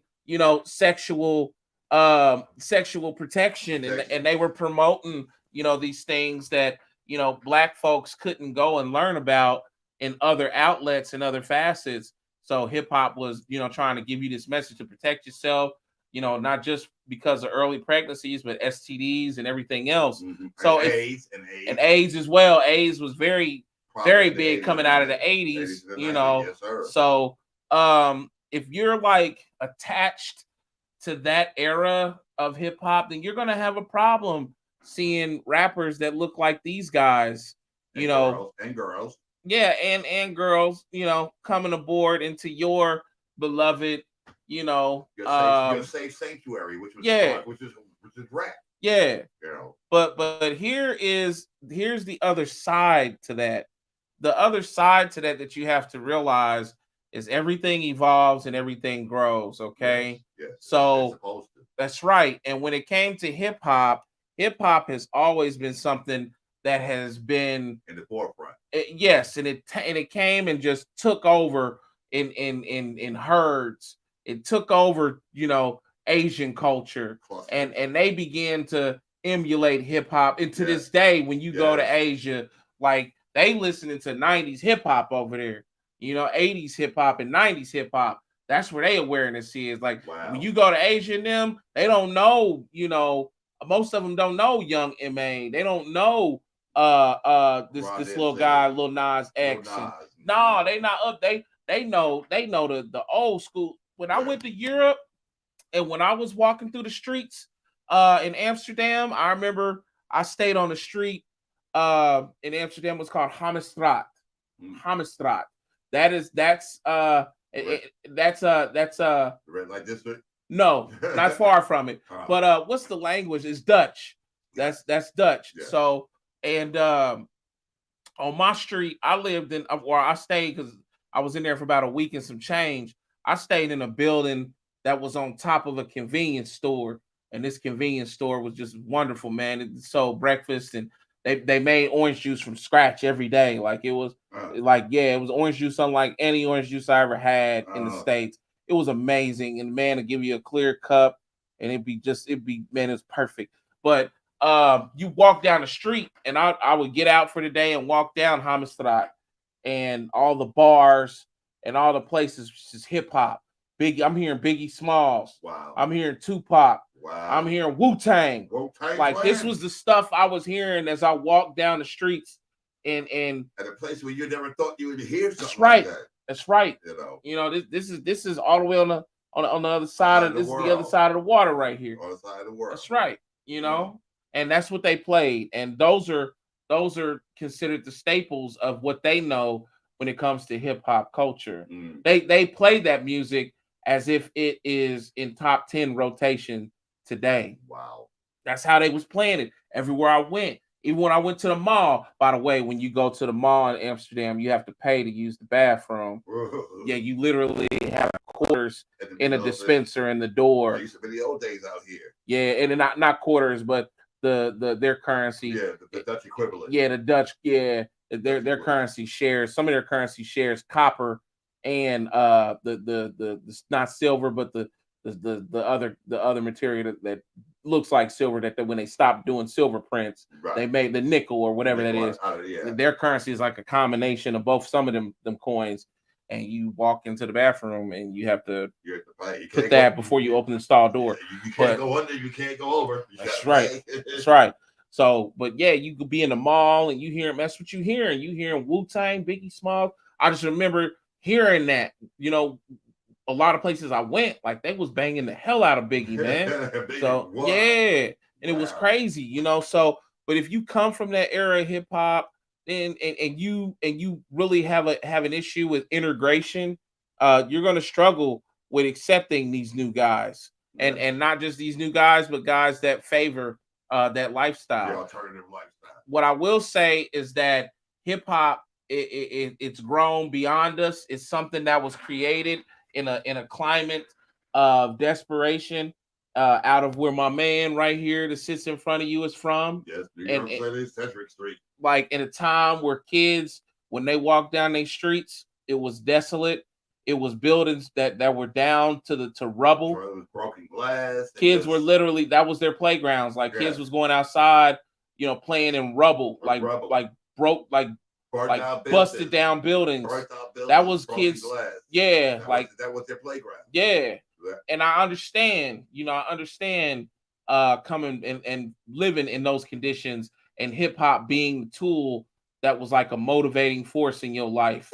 And also a tool that provided you lessons of survival. Yes. But don't be mistaken. This is a whole nother, when you talking about gays and lesbians and hip hop, this is a whole nother community of people that are deprived, that are oppressed. That's what rap is about. Giving a that's what rap has done, and that wraps it around. That makes it full circle. Yes. That's what rap has done. It's liberated. Give a voice people to the downtrodden. Give that's a voice right. To the ones that. That's right. In fact, there's a girl right now. She's coming big. She's 16 years old. She's in India. She's in Mumbai. I don't know if you heard about this girl. This girl is tight. She's 16.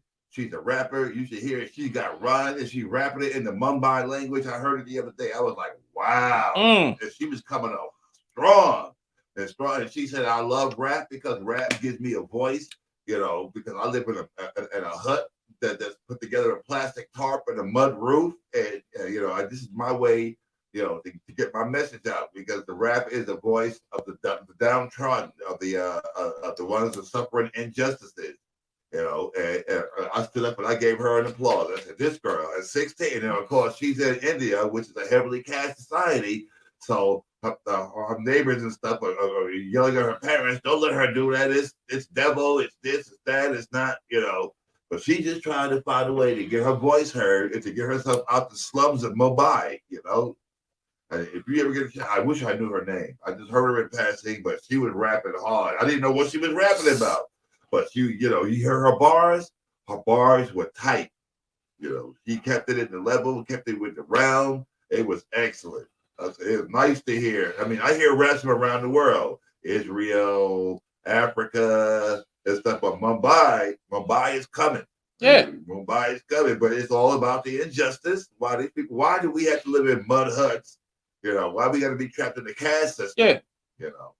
And I took my hat off. You keep rapping, young girl. You keep rapping. I saw some white dudes not too long ago out of Russia, and they was living in the ghettos in the hoods of Russia. Yeah. And Russia has an issue with hip hop. Yes. The actual government has an issue with hip hop. The word out. They express, they don't want that. And they are heavily into censorship. Censoring it. And it was just some white guys, Russian guys, and they were talking about where they live and what they going through out there, and how their government is trying to suppress that, and how in Russia, like, you can't even say things publicly, about political figures and all of that. You can't even talk about how we talk about our presidents, and we get on social media and make fun and talk the shit we talking. You can't do that in Russia. Oh no. They'll come find you through your social media, yeah. pull you out your house. You know where else that's like? It's like that is it China? Yes. You can't do that talking about is it Kim Jong-un? No. You can't talk about him like that. North Korea. They'll come pull you out your house. Kim Jong-un, North Korea. Oh, okay. He's Korea? Yeah. Okay. She is China. Yeah. Who? She. His name is Xi. Okay. Yeah, China, but it's the same thing. Well, Kim Jong-un has the same government style, though, right? Yeah. Yeah, I saw footage of same oppressive government style. I saw footage of folks that was on the streets in Korea, and there was like American CNN newscasters, and I guess they wanted these people to make a comment, and they were stopping people. They ran but for the cameras.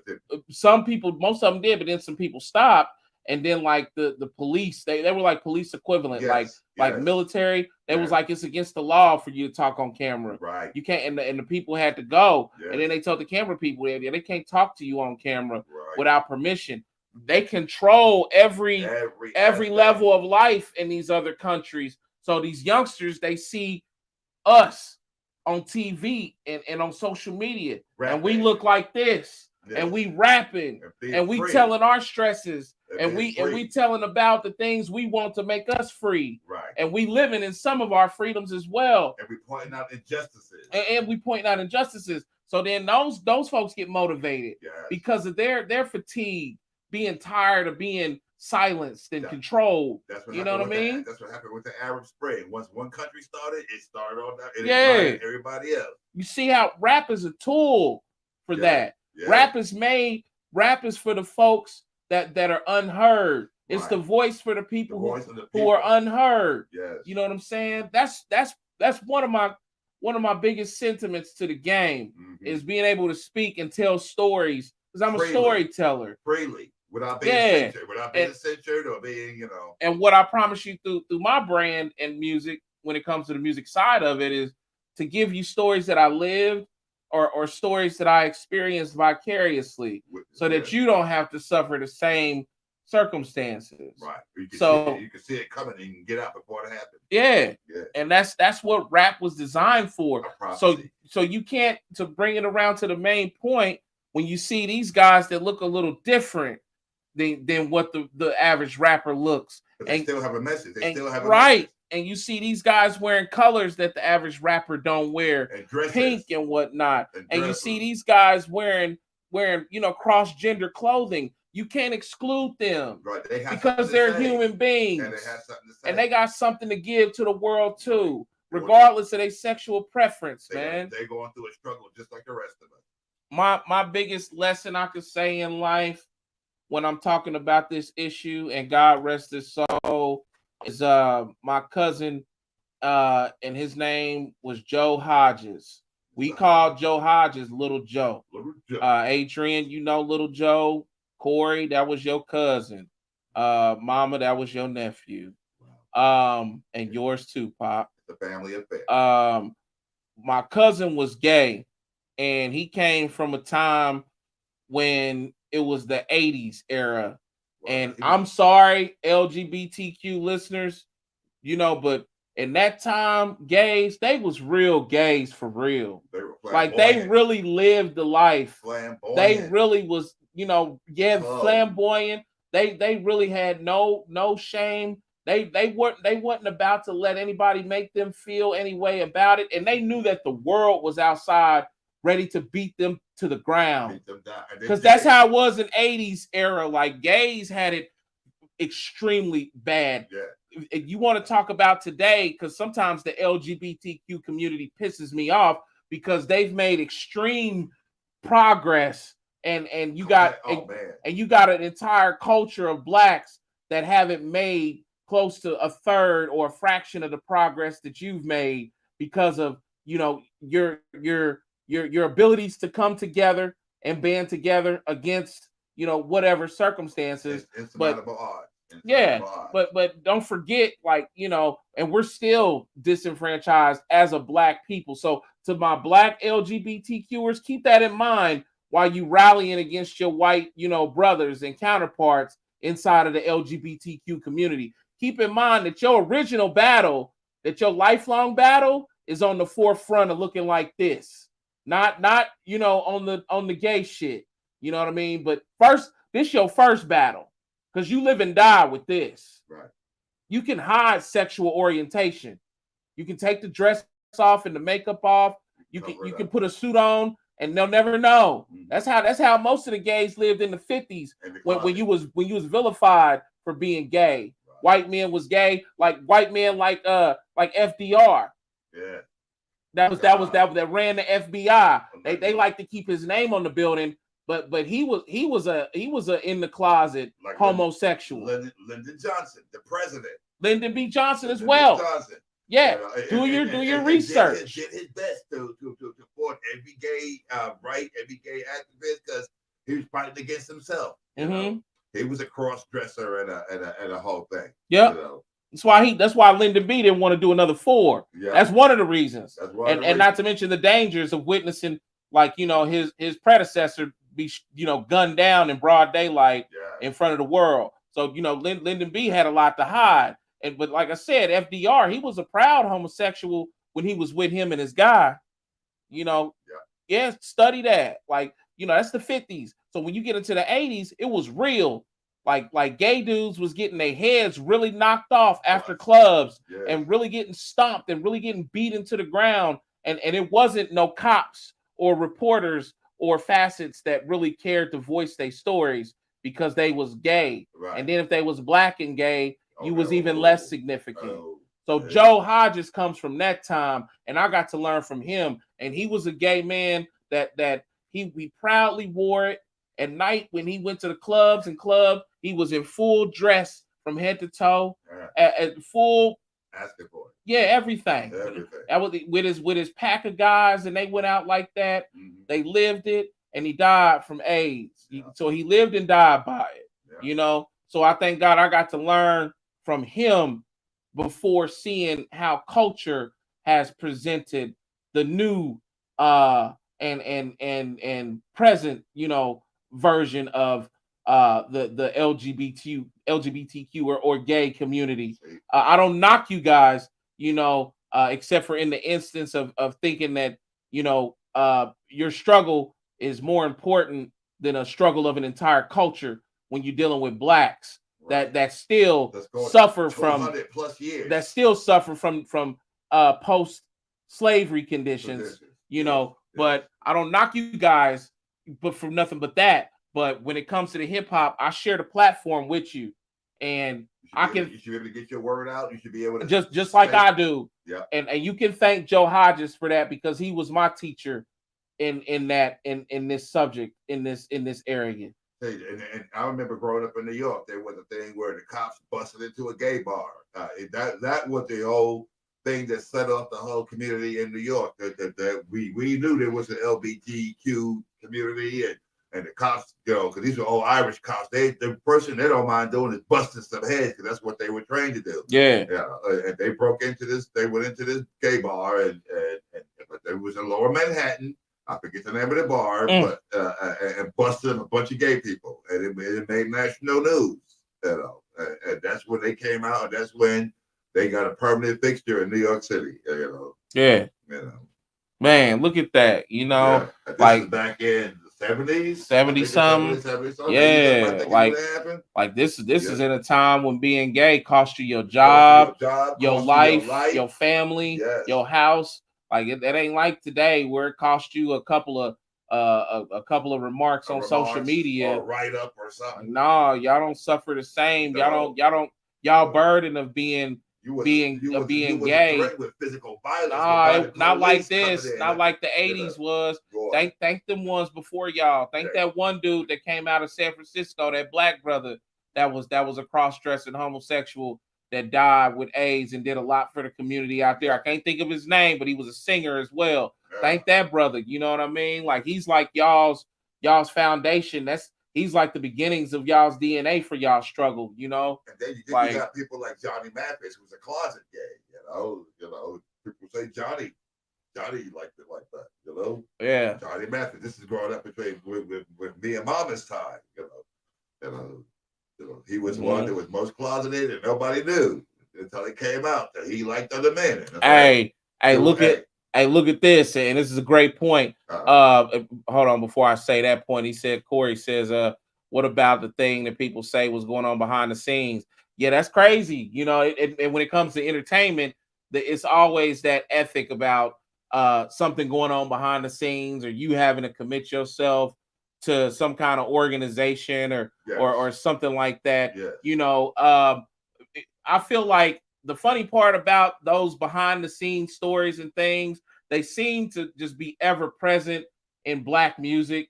You seem to always hear about Illuminati references and Illuminati collaborations. Who the hell is the Illuminati?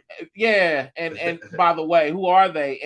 And why is it that Jay-Z is the main, figure in public face? And what about all the dudes in the rock, consortium? I ain't never heard, Illuminati references dealing with Bruce Springsteen, dealing with Sting, AC/DC, dealing with and Van Halen, any of these guys. And I just summate the back office behind the door shit when it comes to that kind of stuff as another mechanism that's kind of put into the grapevine mainstream of Black music to scare us, another tactic to make us think that's a challenge in the success road, of trying to be a musician. I ain't gonna do that. Another thing to discourage you. Well, right. I don't want to get too successful with Illuminati come get me. Right. Man, fuck all that.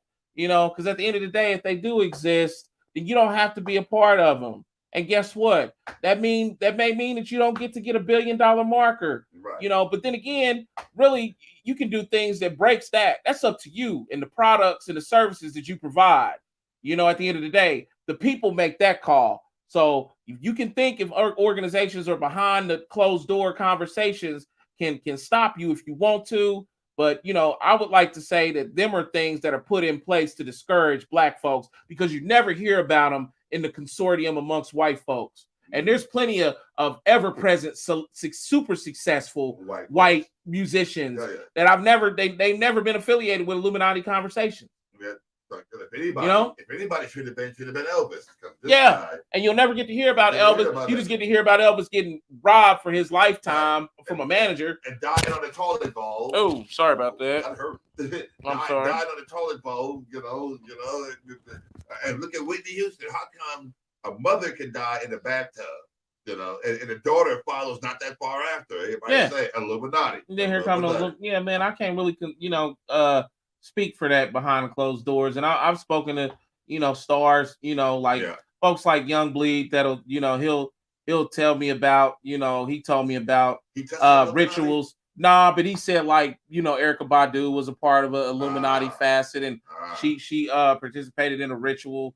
And, and I don't really care to talk about it because I don't give that stuff merit. I don't give it, value, I think the white people have the same thing. It's called Scientology. Yeah, there's your Illuminati right there. Illuminati right there. You can go Tom Cruise and tell you all about it. Yeah, there was one girl. Scientology. Who was her name? Leah Neeson. She stood up against the Illuminati. She said they don't want you to think against them, and you got to think with them. And she got out and she speaks against them every time, and she still has a career. You man. Don't know Leah Neeson. She used to be on. She was on a couple of shows, but the one that stood out was what's the name of the show? It comes on every other night with the Heffernan. I forget the name of the show. Okay, it'll come to me. Yeah, he's on there. The guy that was in Mall Cop. Who's in Mall Cop? That Paul Blart Mall Cop. That's James. It's a James. It's Kevin James. Kevin James. Yeah. He worked with her and stuff, but he wasn't part of that Scientology and stuff. But she swears against it. She says it's the devil in habit form. It could be their Illuminati or the Illuminati for all we know. Yeah. I don't want to mention it because I don't want you to spill back on me. Yeah. Man, I as a musician that's proud and I can't even worry about that. I feel like at the end of the day, God is all powerful, and he gave me the gift to convey through me. Right. So I feel like, really, honestly, none of you motherfuckers can be against me. Pardon my French. When it comes to the malevolent, to the evils, the ones that seek to manipulate and do you harm by way of using sex as a tool or music as a tool. You can't beat a nigga like me. I was just built differently, and my foundation is just full of God. So good luck. That's how I feel about that. But another good point Corey Roswell made is Luther Vandross was gay. Yes. Luther Vandross dealt with all kind of criticisms, and I remember that growing up. And just like then. And then I remember he used to be a big guy. He's lost stupid. In the weight. I was just about to say the weight. Yes. Yeah, man. Yes. So he was a big Kentucky Fried Chicken eating son of a gun, and now he's skinny as hell. Luther, and if Luther was, bless his soul, because he's gone, he never said nothing. Nope. He never gave his life to the public. No. If that's how he lived. He never saw him with no other guy in public. Nope, he did. He died with it. Yeah. So, you LGBTQers got some folks that did a whole hell of a lot of pavement laying for you. And they laid a lot of grounds for you. Go back. There's one, but growing up in the 50s and 60s during our mama's era, a lot of the guys were on the down low. Shelman Hensley, Mr. George Jefferson. Oh yeah, I heard about him. Yeah. He was on the down low. Yeah. See? Yeah. So that's George Jefferson. George Jefferson. It's been going on since we were sitting there watching these guys and didn't even know. We watched Jefferson and thought we were moving on up, but my man was moving on up in another way. That's in that time where they had to suppress it. Yeah. If it came out he was gay, think about it. His character was one that was a rude, crude, and very masculine. The George Jefferson character starts on anti-white. Yep, because his character is a spinoff of Archie Bunker. All my family, all the family, all in the family, all of the family. So, and he's this, extra masculine black entrepreneur. And what do you own? The cleaners? He owned the cleaners. Yeah. So he's successful. He was one step above.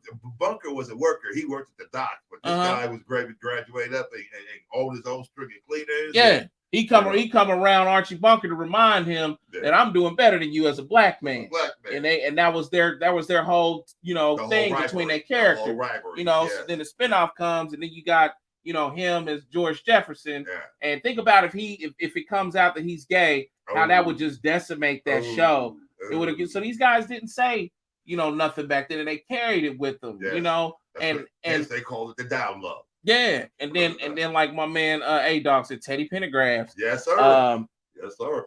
Got caught, rolling a Rolls Royce with a transvestite in the car. Yeah. Yes. Yeah. So real talk, man. Man, I got a little comment for the Michael H guy. He says, I nearly forgot about that show, hitting every possible stereotype. Let me tell you something, Michael H. I hope you're still listening. You're I'm sure, standard white man. You're in the pool of blackness, which is a dark territory for you. Obviously, you probably haven't educated yourself or surrounded yourself around enough individuals to really help you with understanding black culture. So, man, be careful what you say, because around here we block and ban motherfuckers. And when you have a page like ours, and when we ban, we report, and your little page may take a nice little hit. So, but are you sure my man don't need a double cheeseburger from Dave for Wendy's? No, this is a guy that had a comment one show before and was talking about how we're stereotypical, and then I think he went and made a comment on the comment thread after the show. And the thing is, you get white folks like him that when they see and hear blackness, they're apprehensive, and they don't really understand the mechanics of it. They don't understand what we have to deal with and what we have to survive being black in this country that still exists to this day in all echelons of of life, whether Right. it's just living, whether it's work life, Yeah. whether it's public life socially. He has no idea. No. So he's one of those goofy white motherfuckers that like to come on here and leave a little comment about stereotypes. And thanks for watching, though, because it says a lot that you came back another week. Right. And even though you're still talking the same garbage,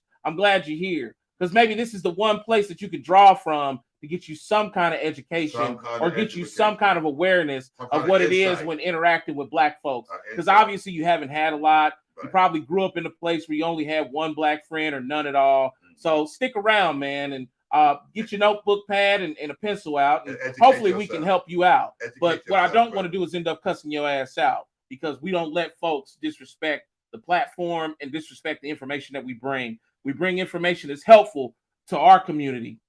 That's rappers, artists alike, and black folks. So, but again, thanks for showing up, man. Stick around. Might learn something. Yeah, hope you do. Adrian Williams says, "Hell, Joe was a stand-in. He was a stand-in in the Michael Jackson Thriller video." Oh. Joe was? Joe Jackson? Joe, my cousin Joe, little Joe. Little Joe, really? One cool ass dude. R.I.P. Joe. Wow. He said he was a stand-in in the Thriller video. Oh my God, that thing made millions. Oh wow. Millions. Now we gotta look and see. Look at my cousin, man. We gotta look and see. He goes to us a clip to show what was he?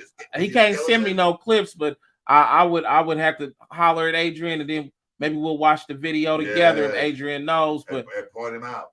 Yeah, man, I need that. I bet he's one of them dancing skeletons in the video. I bet one of them skeletons. I wonder. He was skeleton number 3 on the right. that's my cousin, man. Wow. Shout out to him, man. Wow. Is he still alive? No, he passed from AIDS. That's right. He died from HIV. Yeah. Wow. He was HIV positive. He didn't have full-blown AIDS. He was HIV positive. To touch the greatness of this Michael Jackson would have been a video. It's crazy. A video that's gonna last. Nobody ever told me that, A-Dog. Wow. Like, I didn't know that. That's crazy. Wow. My cousin was in the Michael Jackson Thriller video. And you went to the show when it came to town. I did. I was a kid. I went to MSA. I was probably about 11 years old. Who took you? Mom took you? My grandmother. Grandma. And I got to watch Thriller when it came. I got to watch two footnote about me, very important to culture concerts. Yeah. I got to catch Prince's Purple Rain when it came through here. Purple Rain. I probably was about maybe 5 or 6 years old. I remember what I had on, where we sat. Wow. I went with my Aunt Rochelle. God bless her. Shout out to my Aunt Rochelle. And then I went to see Michael Jackson Thriller. This concert, I'm older. I remember every phase of the concert. Wow. Them coming out on stage with glow-in-the-dark masks and glow-in-the-dark outfits. And they started the show with Thriller in the dark. That was a show. And it was crazy. That was crazy. Show. Yep. So I got to see both of those, man. Thank God for that. Man. Prince and Michael Jackson in my lifetime. The two rivals, the ones that rival each other. That's crazy. I forget that. That's big. Yes. They didn't want to perform with each other because they didn't want to take from each other. And I heard that Prince actually got to use the Michael Jackson equipment for the Purple Rain. He used the Michael Jackson equipment. Really? The sound system. Yes, that was the rumor. Yeah. And now they're both dead. So yeah, man. One can look at Prince or Michael Jackson and speculate about their sexual orientation. But the thing is, they never said. None other people have spoken and said things that could be true or could be false claims. But they never, and they were in the androgynous way of dressing and presentation. Androgyny is the long hair, like the back when in the Minnesota Sound time frame. Guys like Mickey Free and all them guys wearing long curly hair and makeup, and they was with that. Mike and Prince, and so a lot can be asked or said about their culture, but they carried that with them, and they didn't. I thank God that other people can get into the game and speak their truth.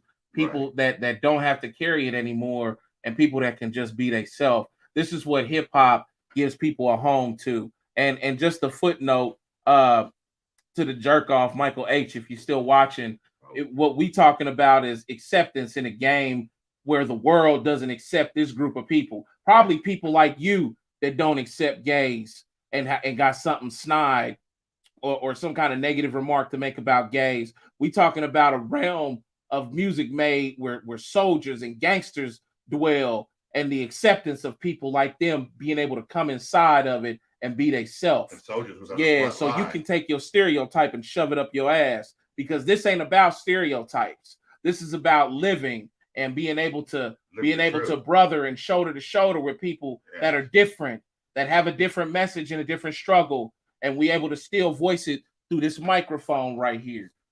Yeah, that's another lesson for you. So I thank God that they, are able to come here, and I don't provide any criticism to them. No. I may not be big fans of their music or fans at all of some of them, but I am fans. They have the right. You're a fan because they have. But I am a fan of their courage. Of their courage, and I'm a fan of today's of today's format of acceptance. Mm-hmm. So yeah, and that's what I think everybody being smart should take the position on, gay rappers coming into the culture. Don't be surprised. There's been gay and lesbianism across all of these music genres. Of course. You just don't know it. You just don't know it. Yeah. So I can't think of the one from Canada. What was her name? She was a big a queen from Canada. God, I wish I can remember her name, but yeah. Yep, she was big in the 70s. She was big in the 70s. Yeah. And you right, Mom. Yep, brown leather outfit. I remember it like yesterday. When I went to when my Aunt Rochelle took me to see Prince, I had a brown leather outfit. And Mom calls you the chosen one. You are the Prince. Oh man, you are the Prince. You got a purple room waiting for you. Purple room. Yeah, no. All right, y'all. Y'all give me a quick 2 ticks, and we'll be right back, and we're going to dive into this last issue. All right. So sit tight. We'll be back in a second. Cross-faded.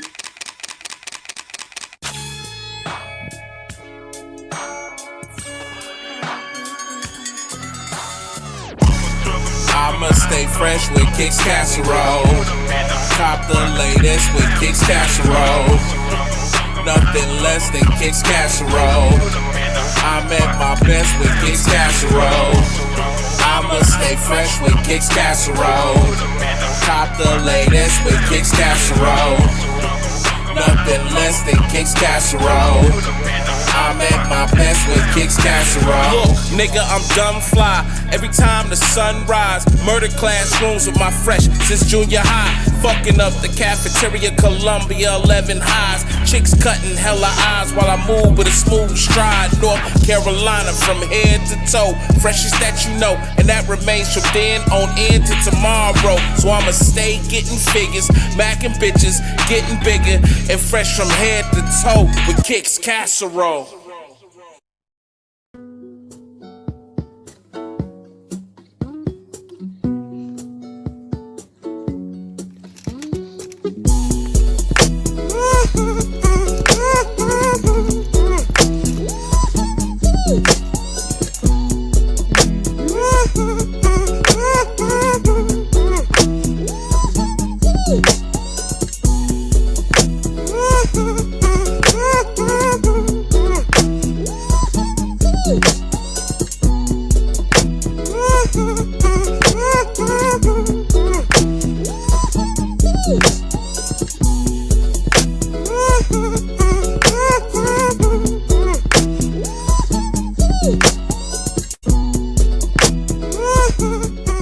Serving only on Crossfaded.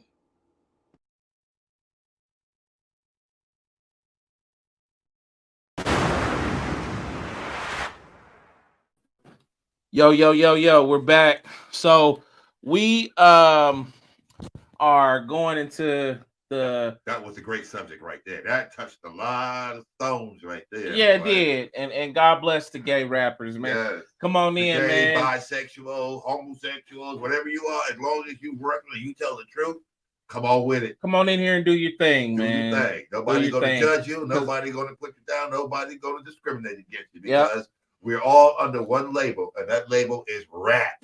Yep. To cap it off, that's what rap is for. Yes. That's the exact tool. Point out that the is for. injustices, to point out the disparities between the cultures, and to keep pointing it out until we have some resolution on it.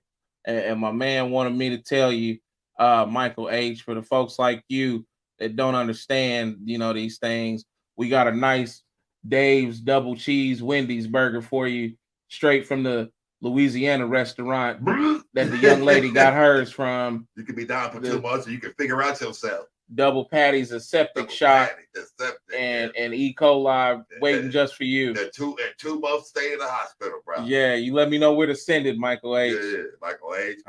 We got a hot one for you. I'll make sure it's hot and right on your doorstep. So that way that E. coli is kicked in real good for you. Yes, sir. So get a mouthful. Mouthful. Yeah, feed your face. Feed your face, and don't forget the fries. Oh my gosh. Yeah, Michael H. Michael H.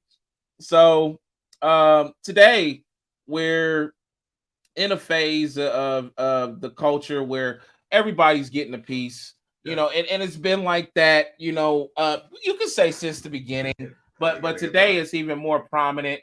It goes beyond what it was in the 50s and 60s, where it was about radio stations not allowing Black music to play, and about, you just having to go through some white entity or a white individual of power to be able to release your music. And sometimes, some points in them eras, or some areas in that era, there was no releasing that music at all.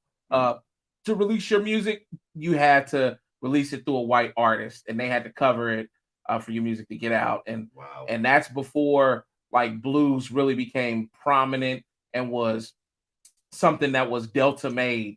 So they had to let this Delta blues playing brothers play their music, and it was music from hands of artists like Muddy Waters and Bobby Blue Bland, Little Walter, BB King, the stuff that couldn't be emulated, and the stuff that you didn't have any choice but to let these brothers in. See, but the recording is one thing, but when you went to the show, that's when you got the full effect of it, where you felt that blues to your soul when you went to a Muddy Waters concert or a BB King and Lucille concert. Because you went to go see BB, but you really wanted to hear Lucille. Yeah, and I've watched some of his shows. Yes. I ain't been in the present, but I've watched a lot of his shows. Like I've watched 2 or 3 of his shows. Yeah. So there's always been a preying on the Black music from one entity or another. And like I said, back in that era, it was record label people. But today's culture, Vultures, comes in different forms. They're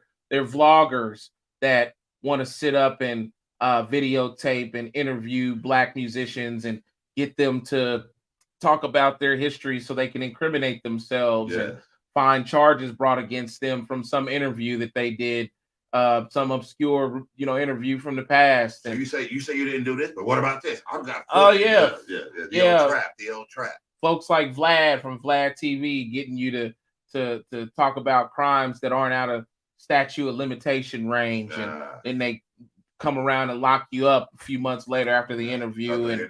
And Vlad will swear by nobody going to jail from his interviews, but Vlad doesn't really care. Vlad is the guy that's in the red jacket too, by the way. He doesn't really care. He just wants to get shock value interviews. He wants to get what we call that is yellow journalism. Yellow journalism. Wow. What does that mean exactly? That's journalism that's slanted, that has an ulterior motive. This one is yellow. It's not plain white journalism. It's not Black journalism. It's yellow. It's just taking a line and running with it and building fictitious things after it. Look at that. You guys are yellow belly journalists. It goes anything back from the New York. It goes back to the Inquirer.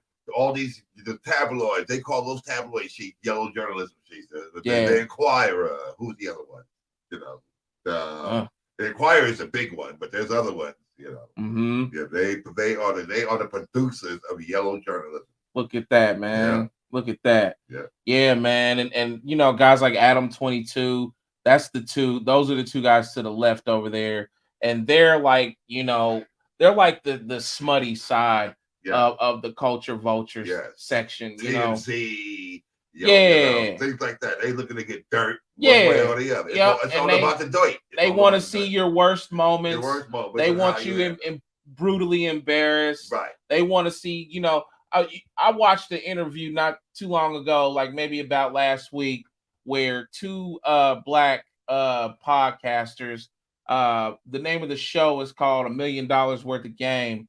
If you have never watched the show, and the two podcasters that are the co-hosts, Gilly the Kid and Wallow, they went out of their way to make a statement and say we edit a lot of our shows after these young brothers come on because these young brothers don't understand the laws and understand when they be saying some stuff about their history, how that can be held against them in a court of law. And the statute has not run out. So they say as OGs to the streets and to the culture, we'll come and we'll edit the interview so that when it airs, that young brother didn't incriminate himself, and then he's out there on our watch going to jail. But these two guys to the left, you know, they don't care about that. They're not gonna edit anything out. And I've seen Adam 22 have rappers on there where they was just so high they was literally drooling at the table. Oh, wow. Like that one rapper and that one guy, social media guy, we don't see no more.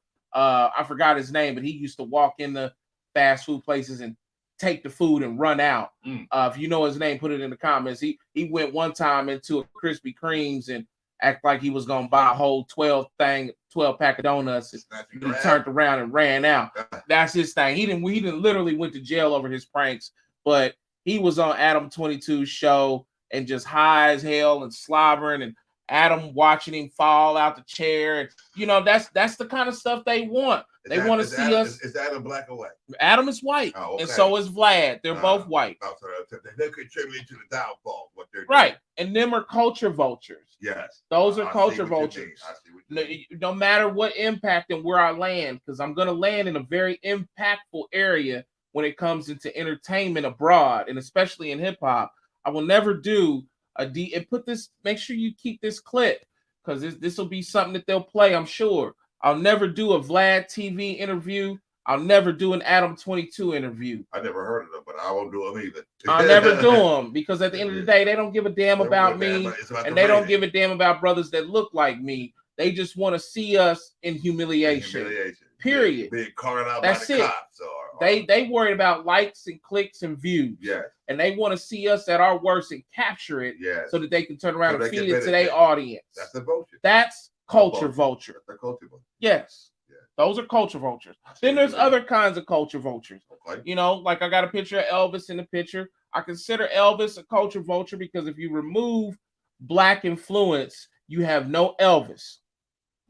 See, but it came back to him because his manager gutted him like a fish, controlled him, stuck him in a penthouse hotel, gave him a doctor. So he was kind of vulturized himself, where his life wasn't his own. His manager controlled and kept him like an indigent servant. I mean, it came back to him, and he met it in his demise on Earth. Yeah. But I mean, he has an entire, you know, history blueprint or not blueprint, but thumbprint on the music game. And he's thought of as reigning king of the genre. Right. Like the damage has really been done. You know what I mean? But I did some research and stuff, but I found out Elvis was more. I mean, the rock and roll, he kind of did what he did to, but the boy only wanted to sing gospel. He was a true gospel singer. And if he had stuck to the gospel, he probably wouldn't have made that much. But he put out some gospel albums. Elvis was really a gospel dude. He didn't mind glorifying the Lord. But he got caught up in that rock and roll, shaking them hips. And so where the money was at, you make more money in rock and roll as you do in gospel. Yeah. But he had a soulful gospel voice, and he was really supposed to be on it. But Colonel Tom didn't want him to do gospel because he knew that's where the money was at. Yeah.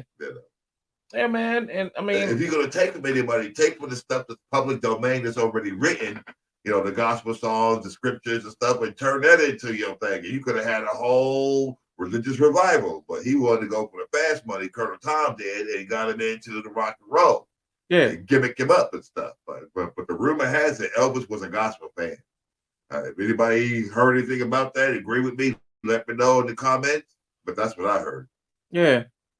you know, that's cool. I was looking at the little movie they put out, the Elvis movie, and Did they he in even mention there. anything about the gospel? Yeah, yeah, yeah. He in there in the beginning, and Yeah. in the choir church, robe, and choir robe and everything. he was nah, he wasn't in. He was just in the crowd. And how they had him like one in the pews. Yes.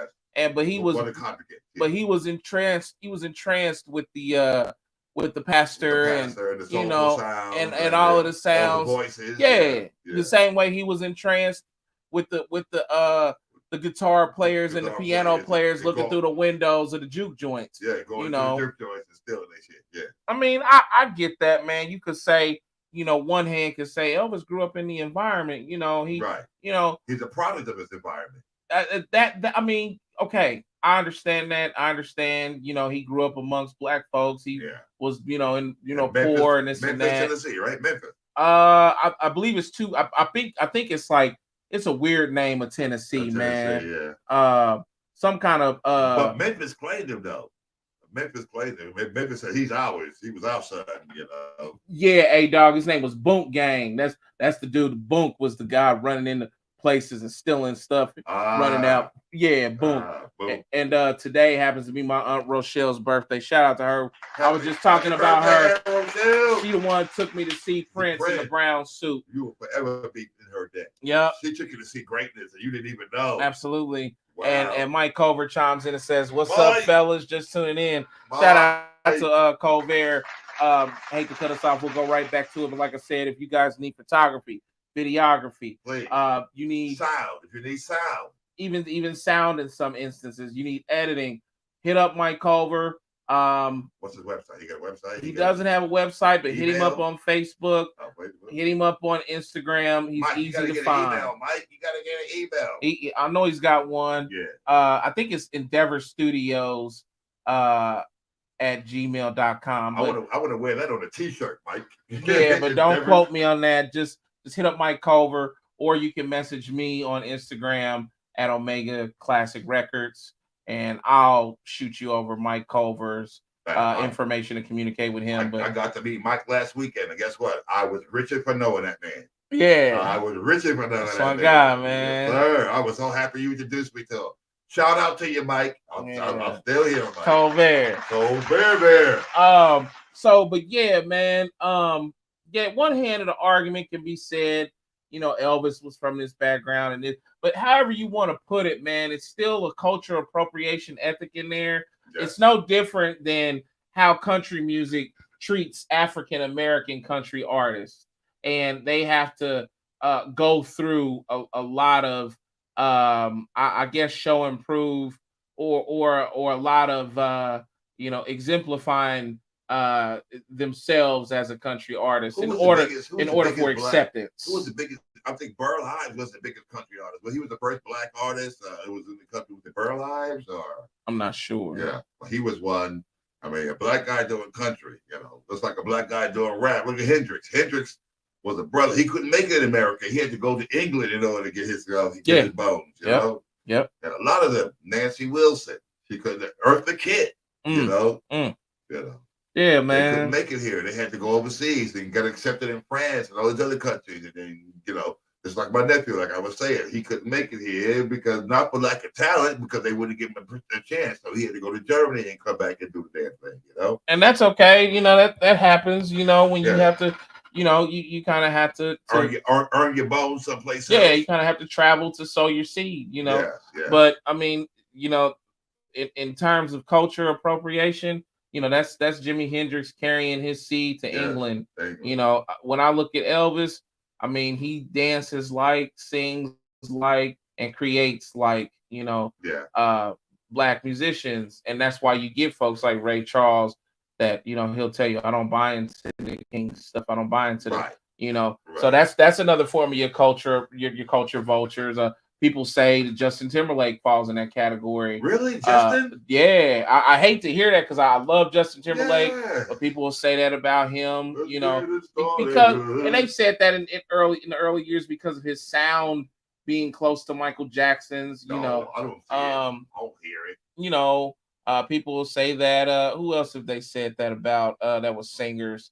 It's a few white singers they've said that about. Man. You know, and then you got another. You know who reminds me of that whole thing? Bobby Valentine. What you won't do for love? We heard what you won't do. That dude though, I thought sure he was stone cold black, but he's a straight musician, though. An artist. He was an artist. And I had sight back there. I got the second look. I said, "This is a white guy with a beard singing what you won't do for love with soul, dripping with soul." You tried everything, and you don't give up. Yes, sir. Yeah. And Tina Marie. I can see that being said, you know. Yeah, she sang with soul, Tina Marie. And then you turn around and say, Rick James found a young white woman, you know, with cancer and put her on and you know, she died. But, you know. I feel like, I guess the best way that I can say where it makes the best sense is when you don't give back to the culture. You take from it and you don't give back. I think that makes you a vulture. Yeah. Tina Marie gave us wonderful music. Yes, she did. And I'm speaking of black folks. Like, she made stuff that was for black and through her white hands in collaboration with Rick James. In her voice. She had soul in her voice. Yeah, and she carried soul inside of her. So I feel like, you know, she contributed. Yeah, she gave back. Yeah, but don't come up in here, man, and taking and not leaving nothing behind, you know, but just your time or your thumbprint when you was here. Like, give something back to the culture. Right. Otherwise, what do vultures do? When you think about the nature of a vulture, they wait for something to die, and then they poach. They pounce on it. Pick it apart. And they bring friends. Yeah. And they pick it down to the bone. Yeah, they start with the eyeballs. They start with the eyeballs. They don't give anything back. No. They don't leave anything behind. No, they just rob and pilch and scratch and dig and pillage. Yes, and pillage. That's right. Yeah, they rob and pillage and steal. Yeah. And they strip the meat off of the bone. Just like pirates. That's right. So that's appropriation. That's culture vulturing. Another style of culture vulture, as you see, you know, Kim Kardashian on the front picture. You know, Kim Kardashian is someone who, in her family, since the absence of her father, has had a liking to African American men. Yeah. Kind of. I would say more than usual inside of a white family. You know, and it's okay, but they make it a point to have, you know, a certain kind of African American men, successful, controversial African American men. That was Chris Rock. Chris Rock said the Kardashian clan, they accept everybody. They don't care, you know. Like basketball players, drugged out basketball players, the crazy rappers and stuff. They include everybody. I think that was Chris Rock's line for the and that's real talk, you know. And then what do they present to themselves as to you? They get on social media, you know, you got their product. Yeah, you know, they wearing clothes with, you know, big booties. Yeah. Who do you know? What female was it that is the reigning queen of big booties? Yeah. You know, that was back in the day. J-Lo had the booty everybody. But even before her, black women. That's where that comes from. We can go to Africa and look at how some pictures of some women with big booties they were ostracized in white when they came into colonial communities, you know. But then the slave master, he'd be creeping out and going to hit that late at night, though, you know, because he was intrigued by it. A slave master here, when they had a road, they went down to Tobacco Road and hit the slave. You know? Come on, man. Like it's been you know, in our culture. And it reigns, that shape of a woman reigns in our culture. So you get somebody like Kim Kardashian, who's you know, using her figure, using her means with her looks and appearances, you know, doing plastic surgery. I'm sure she's probably had plastic surgery in different areas. She probably had a booty enhancement, probably had lip enhancements. Those are all traits of people that are in our culture and in our descent. That come from, you know, the mother continent. When you thinking, you know, bigger lips, you know, bigger hips, you know, bigger rear ends, you know, that comes from that area. That comes from, you know, so that's all an appropriation factor. And it's used for her to sell makeup products, like he said, and like her sister Kylie Jenner, and they make millions and millions of Millions. dollars. They got an empire. Millions of dollars. Empire. Yeah. Empire. Here's a footnote for you, Michael H., and the ones that think like you. In a minute, Black folks are gonna get a grasp on their natural resources, which is themselves. Yes. And once they get a grasp on it, because we're coming into that time, we'll reign and own those natural resources of ourselves and distribute them as we please. Right. So no more robbing the little Black girl on TikTok of the cool little dance or the cool little fad that she created. Right. Her mom and dad will figure out the channels and the financial contingencies that need to be a part of that so that she can collect the revenue and be successful and blow her TikTok channel up instead of the dance being taken from her and then given to some white influencer that's backed by some influence company, you know, that's pushing them to the max so they can sell products. So keep that in mind, Michael H., because we're coming into that time in that area and we're evolving into that level of business intelligence. And we've been used to be put down for so long. We know to figure out our way out of it. We can wiggle our way out the trap because we've been held down for so long. Black folks must master their natural resources going into this next millennium. Yeah, the next 100,000 years. Yes, we must master our natural resources and we must harness them and then distribute them ourselves. And then we have the control. And that trickles all the way down to communities supporting something and making something thrive that started with Blackness. Yeah.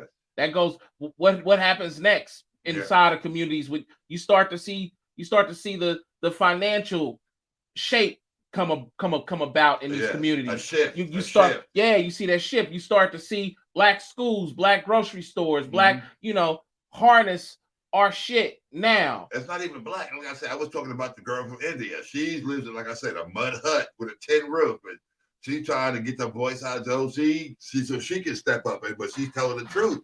She's talking about her living condition. It's the same thing as broken glass everywhere. People pissing on the corner, man. They just don't care. You know, but she's doing it in Mumbai. She's doing it from India. She's seeing the same degradation, the same, no running water in the hut, and she's speaking out against it. And I ain't mad at it. Yeah, bring attention to it, make them get it right. Yeah, Corey Rosdell says sometimes the culture vulture are just they're just ignorant and they just don't know history behind things. True. Absolutely.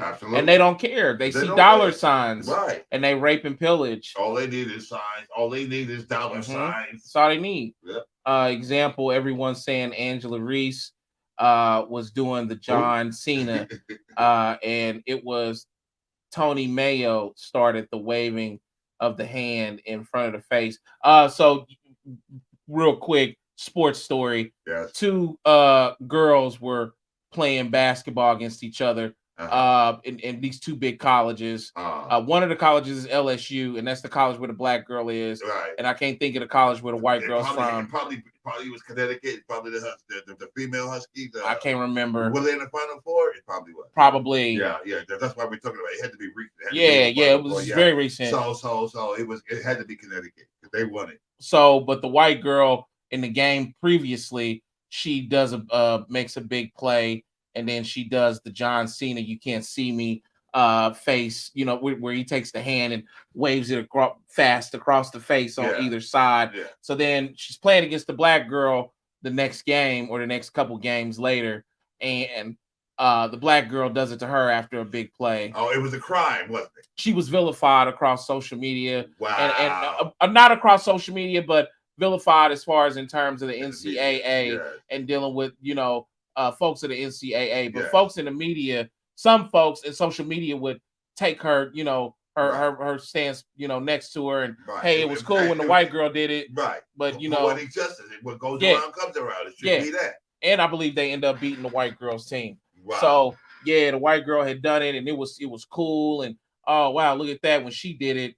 And then the Black girl did it, and it was a big problem. I had to say too as well. It's a double standard. It's always going to be the double standard. Absolutely, and I will say the Black girl, she did it better. She put some some real deal attitude behind it, like John Cena would have done. In your face. Yeah, like in your face for real. So, but yeah, man, just good thing to bring up, man. Corey, you right. It's a double standard everywhere you go when you got white and black in the equation. And a lot of people like to say, well, why bring it up? Why bring up? Because you have to deal with it every day. I mean, you can't because you're dealing with it in all the and circumstances all you're it does is in. it builds up, but then you got a problem. Because we don't get the opportunity to dodge it or hide from it. Right.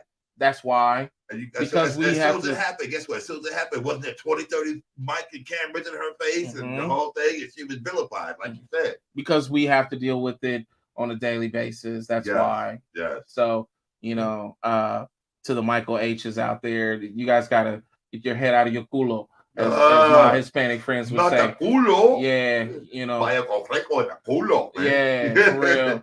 I'm married in Puerto Rican, so I know what that means. You know what's up. I know what seriously, dude. Like, we come out the front door, we deal with it. Yeah. Y'all deal with it when y'all think about hundreds of years of history ago that you barely know. Right. We had to deal with it when a little black girl that's winning turns around and throws it back into the face of a white girl that did it the day before. Right. We got to deal with it when a guy is driving down the street, black guy goes down the street, supposedly in the wrong neighborhood. He gets pulled out of his car and shot because they thought he's in the wrong neighborhood. Yeah, we got to deal with it every day. We got to deal with it when the cops snatch you out of the car and beat you down. And there was a guy, not to change the subject, but there's a guy out here who got attacked by the cop. Shot him 30 times. 30, and he's still in it. But he's going to get paid. Because it was a misunderstanding, supposedly. But why did you have to shoot the man 30 times? 30 times. 30 times. And he lived. He lived. That's what's up, man. He's going to get paid. He's going to get paid. Yep. I don't know if anybody else heard about that, but hey, do your due diligence. Check out Indianapolis. Check out the, I think he was a brother. I'm not sure. I'm not sure. Don't hold me to it, but I know they wouldn't shoot a white guy 30 times. Excuse me, sir. Could you step out the vehicle? You were going fast back there. No, brother. Yeah. By the way, it sounds like the Tony Mayo character might be black. John Cena took the hand motion, or took it from him and blew it up. And John Cena also proudly supported the white chick when she done it, but he had nothing to say about the black chick when she done it.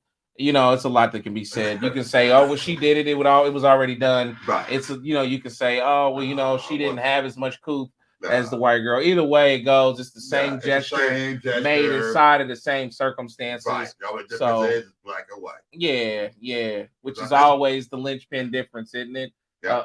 From being bad or good. One of my favorite sayings: "You could eat at Denny's. It don't matter if you're black or white." I love that. You love that? Yeah. Yeah. You can eat it, Denny's. It don't matter if you're black. You can get that that breakfast special, Yeah. You can get that, bro. Yeah. Yes, sir. Yeah, man. So, and by the way, Corey also says Elvis was from Tupelo, Mississippi. No, Tupelo. What's that near? One below? That's an old Richard Pryor joke. Those who know Richard Pryor, he said, "I was born in Tupelo, Mississippi." And the guy in the audience go, "What's that near?" He said, "They're one below." Yeah. He also says culture vulturing goes all the way back to Colonel Sanders. Yeah. Because he stole his recipe from a black woman named Miss Childress. Wow. Colonel Sanders and his 30 whatever seasonings and spices. 31 seasonings. Yeah. And what I found out, I've been reading, I found out Betty Crocker was made up. She wasn't even real. Betty Crocker. She's fictitious. Fictitious. It took her to the company because they sold flour and they were trying to bring the culture together for the world wars, trying to teach women how to be better housewives. It was brainwashing is what it was doing for the white women. Yeah. And then it turns out, I was like, wow, Betty Crocker she had cookbooks. We had Betty Crocker cake mixes. It turns out she wasn't even real. It's crazy, she wasn't even real. Crazy. Do your history. Do a search. Do your history, man. Yes. Because if you don't learn your history, what do they say? You are doomed to repeat it. That's right. That's why everybody says, "I don't like history." You better learn it. You better learn it because it's a cycle. It's like old clothes. You know how bell bottoms and flare tops, they were back in the 70s, the 60s. Guess what? they come back. Everything comes back around again. You got to be ready for it. Yeah. That's the lesson of life that we all got to learn. Learn your history so you are not doomed to repeat it. Absolutely, And man. they canceling. I'm taking a political stare here. They closed out abortion, a law that was steered for 50 years. They rolled it back. So what's going to stop them from rolling back civil rights? What's going to stop them from making us ride the back of the bus again? Learn your history so we can prevent that. Yeah, man. Yeah, it's crazy, man, how they reversing a lot of that. A lot of that. Man. Women can't get abortions anymore. It was free like they used. And now they even try to knock off the pill. You can't even get the pill, Yeah. Which is mostly abortions are done now. It's 2 pills. I don't understand why white men feel they have the right to tell women about their body. I don't understand it. It's been a part of history since the beginning. When women stood next, they were the next second-class citizen after blacks. Right. They should have been rappers. They should have got on. They should have got on and rapped out. I dare these motherfuckers trying to tell me about my body. Yeah. Yeah.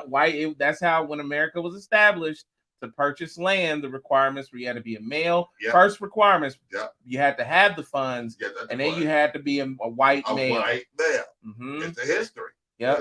See, and imagine the Indians. We were sinking out around, hanging out teepees.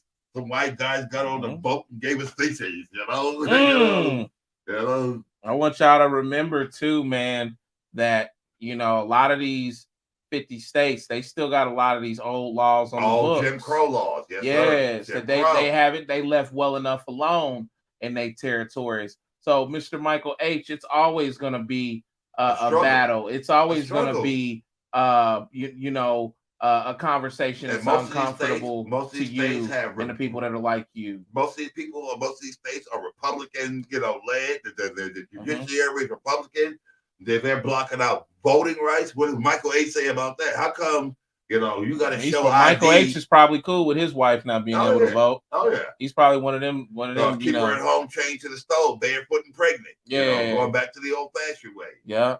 Women have evolved. Women have evolved. They don't stay home no more. Yeah. They go out and make their own, and you can't be mad at them. The woman is her own being, has been her own person. She has abilities like anybody else. We thought we were the second-class citizens. The white women were the first. They couldn't vote just like us. Yep. They had to wear bras. They had to, they locked them down. They repressed us. I think they repressed them more than they repressed us. Damn near. That big war came. Was a civil war. Yeah. And then the women was left here, and they had to get involved in all the other industries. That was World War I. World War I. Yeah. And they had to get involved in all the industries, Rosie the Riveter, even sports. The Riveter, yes. That's the lady with her arm curled. Yes. Had a welding gun. Yep.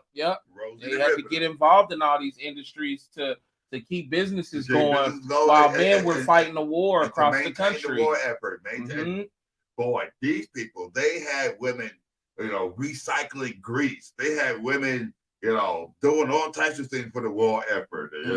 We couldn't go to make airplanes, make ammunition, and then once the guys came home, they were relegated back to life again, back into home life. And they got a taste of getting out there and making their own money. They couldn't deal with it.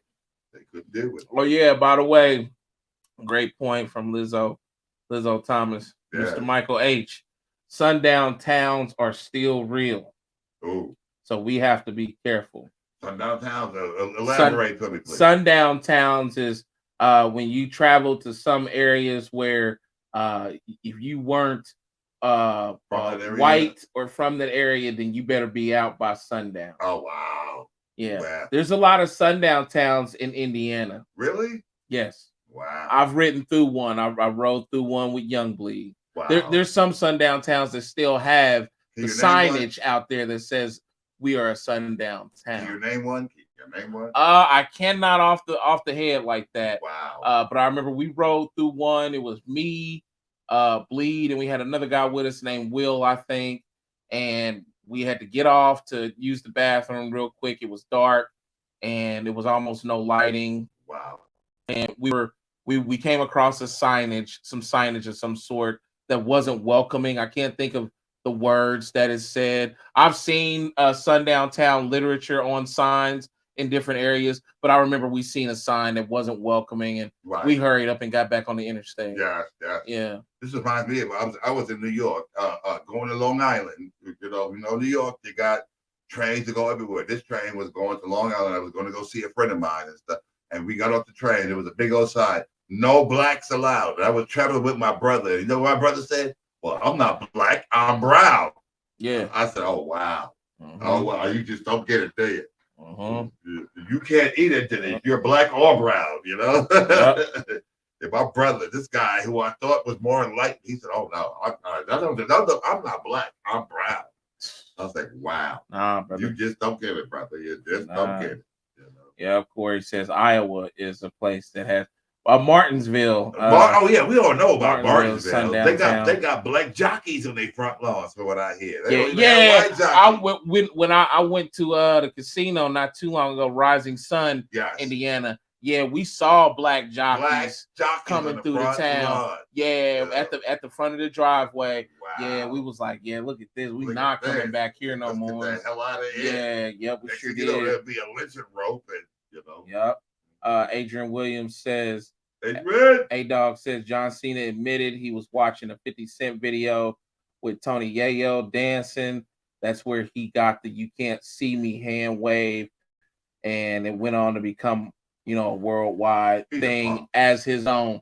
So it sounds like he took it from 50 Cent and Tony Yayo. Stole it. Corey also says Yayo as well.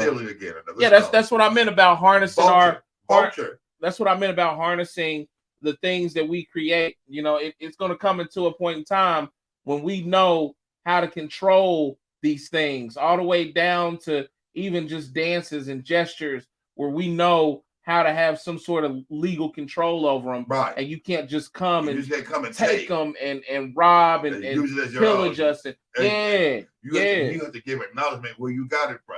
That time's coming. The time's coming, Michael H. I guess what, Michael H, is happening in college sports. There's, they got the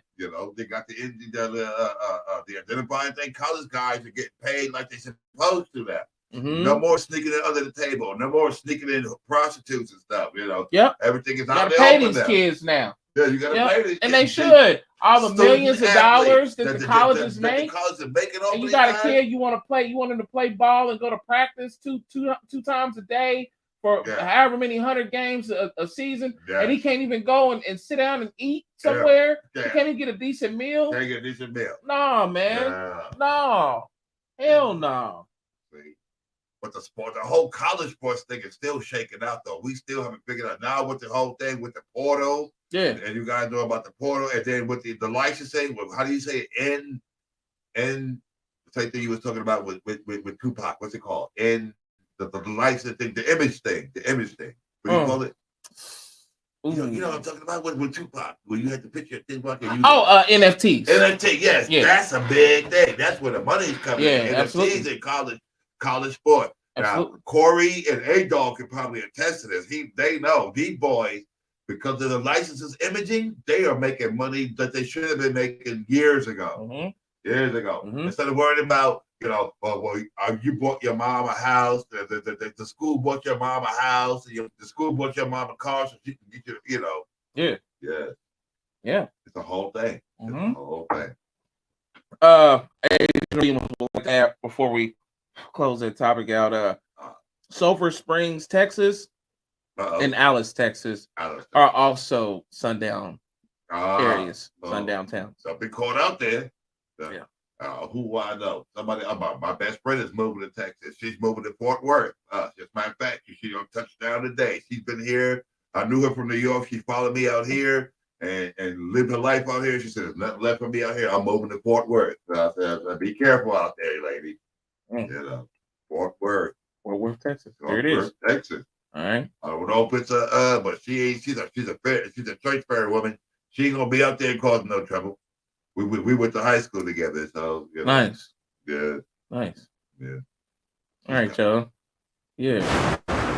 So before we get out of here, are we leaving? We getting ready to get out of here, but before we go, we just got here though, bro. I know. Where did the time go, bro? The time flies, man. Woo. I think Lizzo has something to do with this. It might have been for being down there in the Freaknik concert, see? Yeah. She was out there at 13 Out there shaking that years rope. old. Yeah. She was day one. I better be careful. She might come and get me. So today's definition of the day, because we haven't done one in a while. Oh, we have definition of the day. Yes, and the definition of the day is masters. And what is your masters? I know you've heard a lot about that. Yes. So musicians and rappers and singers, listen up. A master is a term used by a record label to refer to a sound recording fixed in tangible form. I thought you were talking about master. No. That's the difference. That's master Masters. and master. Masters. Masters, yeah. So a master is a term used by a record label to refer to a sound recording fixed in tangible form. Yes. And from which all subsequent copies of the sound recording are made. Wow. That sounds like lawyer talk right there. It is. It's lawyer linguistics. Yeah. So a master is a term used by a record label to refer to a sound recording. Your product. Fixed in tangible form. Your product. And from which all subsequent copies of the sound recording are made. Wow. Okay. So that means your masters are when you stepped into the booth and you recorded that song, the first and original recording, that's the masters. And then whatever duplicates are made from that recording, those are masters. Being an 8-bar segment like James Brown, and then they build upon it. Is it the same thing? That's right. That's all masters. All masters. All it was taken from the masters. It takes the masters to create, to have the music, to release the music. Yes. So they're just to keep it simple and just in plain lay terms as best as I can. Help me out. They're the original recordings of that work, of that music. Like get up, get That's over. Right. So James Brown, when he was recording that with his band in a studio, and the board, the engineer, and the place that captures that sound and has it on whatever. And that time, I'm sure they was using the what do you call that recording? They used to say Bruce Springsteen would wear it out. He'd wear out the tape, and they because he'd have to go back because when you make a mistake on that analog system, you have to go back and record over that tape. Right. And they said Bruce Springsteen was famous for wearing that. They had to change the whole reel. Yeah, they had to change the whole reel because he'd wear it out. He was a perfectionist. He was a perfectionist. So, but those are your masters, those sound recordings on those reels. People will kill for the masters. They will kill. They will deceive you. Absolutely. They will deceive you. They will swindle you out your master. Absolutely. That was the whole story with Prince, wasn't it? Prince and his masters. Yeah, and the slave on the side of the face, etc. Yeah. So yeah, man, that's what your masters are. They're the most important. Coveted. They're coveted. Yeah, and the thing is they survive you. And they give you a lifelong revenue, and your family a lifelong revenue. They survive you. They survive the contract. That's what Prince said. How come years after I made this, you're still getting paid? They do survive the contract. Yeah. In a lot of cases, just a footnote. And the producers still get paid. Yeah. And in a lot of cases, as a footnote, there's a rule that's like a 25-year rule, I think. Yes. And after the 25 years is up, you have the ability to lobby for your masters and get ownership back. So they do survive contracts. Wow. Yeah. But you always want to make sure that you own them. Right. And you want to make sure that your masters are in your position, in your possession. And the publishing. Because the publishing is other revenue earning formats. That's when you're earning money from what the masters can do. Right. So it's best for you to get the masters and the publishing, or just one or the other. You need them both. You can't let either one of them go. You can't let your publishing go. No. You may have to usually always give up maybe 15% of your publishing, maybe 25% of your publishing, because somebody has to administer it. Yeah. So when publishing is administered, that means that there's a company that goes out and seeks who uses your music. Whether it's movies, TV shows, or whether it's commercials or other rappers that are performing your music in club venues. Yeah. And the club venues have documentation of that. Wow. And the administrative companies that go and seek the revenue that you earned from those other folks utilizing your song. Those are publishing companies, and that's administering publishing. Wow. So you almost always have to give up 15 to 25% of your publishing for a company to go work to go get your money. Right. But when it comes to masters, you never want to give them up unless it comes into a case like, Stevie Nicks coming out of what's the name of the group she come out of? Fleetwood Mac. Yeah. And she turned around and sell her masters or her Bob stake Dylan. in the masters Bob Dylan. for millions of dollars. Bob Dylan. $300 million master sale. Yeah, I mean, he sat back and earned all of this money over these years, and then he could turn around and say, you know what, I can cash in for almost $500 million and go ahead and just sell my masters to a conglomerate. And that was the whole thing with Michael Jackson and he got the Elvis catalog, he got the Beatles catalog, and Michael was Paul McCartney was trying to buy back the rights to the Beatles song. Michael's like, no, these are mine. Michael owns the Beatles catalog in his portfolio, so he's making money long after he's dead. Yeah, he got them. I'm sure he got. I don't know if he got publishing. I think he got publishing. He didn't get the master. Yes. Michael Jackson owns the Beatles. And Michael Jackson owns Elvis Presley also. He's got their catalogs in his portfolio. From what I heard. Yeah. We got a comment from looks like Clowns and Hollow Weird. He says, no, it's not. Right. Masters are generally the final product of the song after mixing is done and recording is done. Normally, it's transferred to a tape, and that is considered the master. Which is a copy, which is a copy is made, and that is used to ship out. The masters are talking about the master's rights, which is different. And you can only get your master's rights back if there's a limit on the years they own them. Yes. But most major labels do not do term to link to them. No, so you're right and wrong. Right.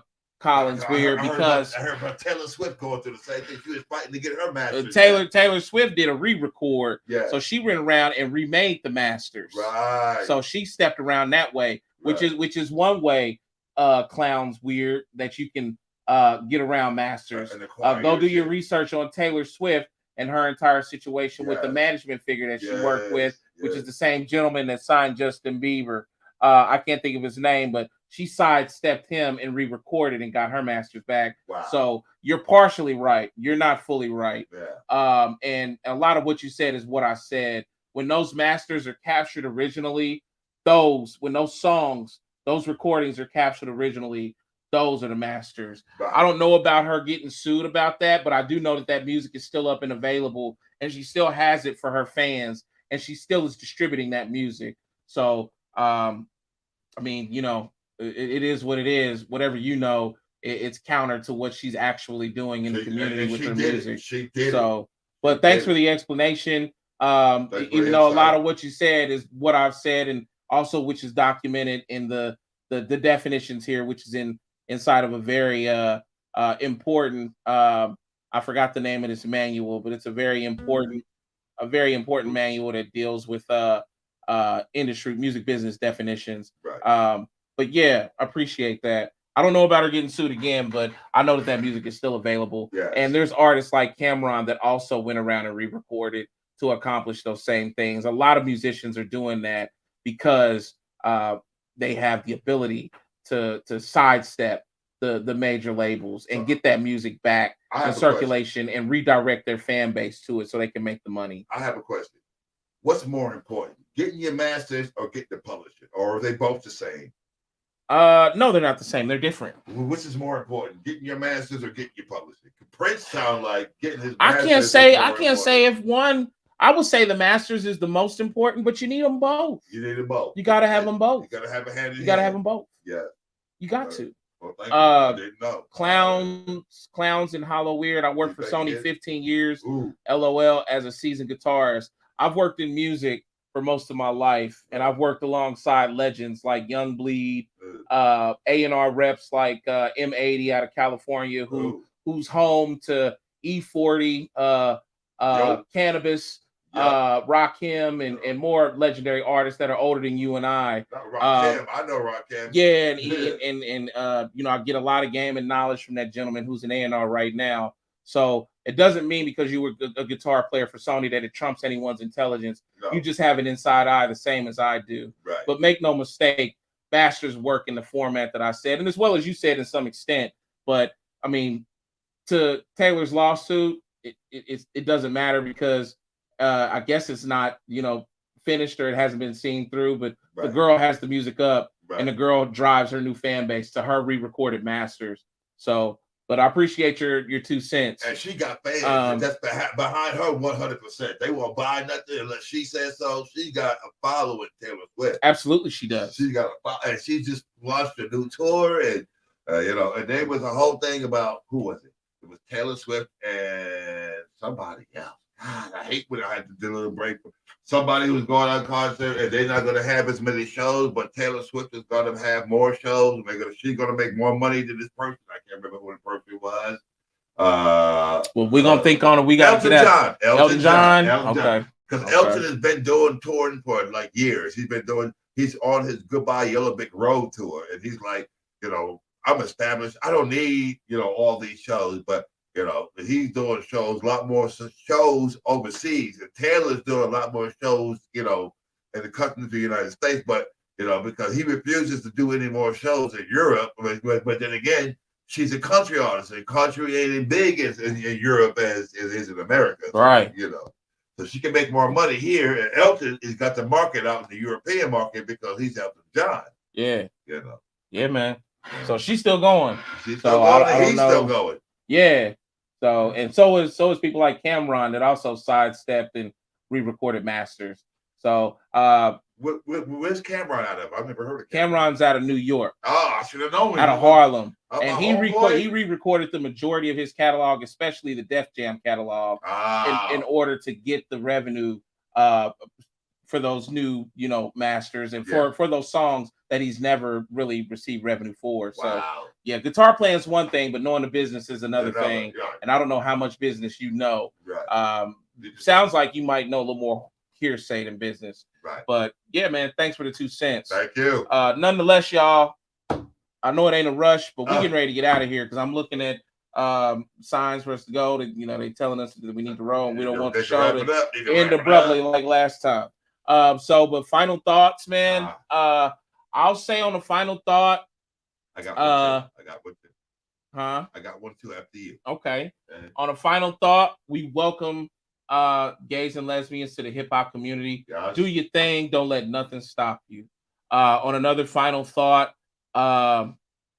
culture vultures. Watch for them. Man, stay out of the black pool pit, man. Yes. Find something else to steal. And I know it's hard.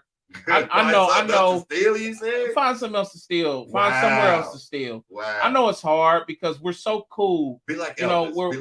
We're such a person and character and flavor to emulate or imitate. We carry products in our coolness. To be cool in today's society is to be black in one form or another.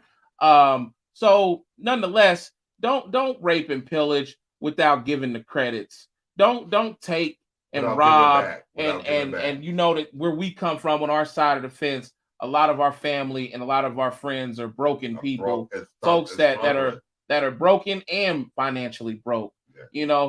If you're gonna want to use something from us, work with us, negotiate with us, because I guarantee you this: in a minute you won't have a choice. Right. In a minute, we'll know the rules, we'll know the strategies, we'll have the litigators, we'll have the battery of attorneys, and you won't be able to take shit. No. And then we'll create an ecosystem where these products come inside and we tell them the dollar amount that we concur. And that's all I'm going to do is create resentment, because back in the day, they was able to take for free. Now they got to pay for it. Absolutely. Now they got to pay for it. And they ain't liking it.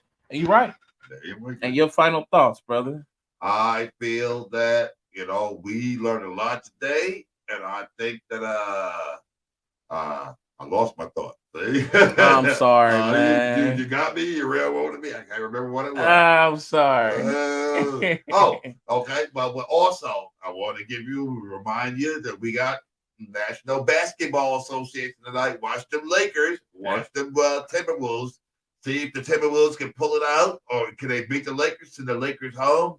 Can LeBron go home, or is he going to live to fight another day? If you're a LeBron fan, that's on you. But like I said, the NBA has made it possible by, the team got rid of Rudy Gobert, and the other boy punched the wall and messed his hand up. So, this gives the Lakers a chance to win this playing game. It's win and go on, lose and go home. So we need to find out who's going to win and go on, and who's going to lose and go home. We gonna see. We shall see. Gonna see. I love y'all. Love y'all. Thank you. Thank all of y'all. Love all of y'all in the thread saying love y'all. I love my white mama. folks. Stop stealing, appropriating culture. Get off. And if you keep stealing, we gonna see you a Dave double cheeseburger. Yes. We gonna see you one from Louisiana. Filled full of E. coli and E. coli, make you stretch out and lay down and everything else. Yes, thank you, Michael H. Feed your face until your stomach is bloated and full. Thank you, Michael Colbert. We love you. Absolutely. You are the best. Absolutely. And thank you to my street team associates, my family, Adrian Williams, Corey Rosser. Thanks to my mom Thomas. Thanks to Lizzo. Thanks to everybody, even the folks like Clowns and Hollow Weird. Thank you for giving that 2 cents. Thank you, even Michael H. The haters. We appreciate you, Michael H. Come on in here next Tuesday, man. We got something for you, and we gonna serve it up to you fresh and hot. It's Crossfaded, big baby. We out. Crossfaded, crossfaded, crossfaded, crossfaded, crossfaded, crossfaded, crossfaded. Bad they never made it. Bad so now they hating. They bad for how they played it. I'm just trying to make it, trying to hold my placement. Thanking God for the graces, watching for changing faces. Crossfaded, this is special occasion. Subjects hotter than Cajun. Adulé and Mason. Crossfaded, I'm just a duck in the pond. Shout out to Dorian, my reign has just begun. I be crossfaded, crossfaded, crossfaded, crossfaded, crossfaded, crossfaded, crossfaded, crossfaded, crossfaded, crossfaded, crossfaded, crossfaded, crossfaded, crossfaded, guys. And notice crossfaded, crossfaded, crossfaded, crossfaded, crossfaded, crossfaded, crossfaded, crossfaded, crossfaded.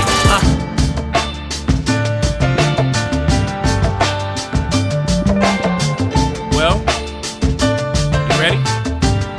Let's start the show.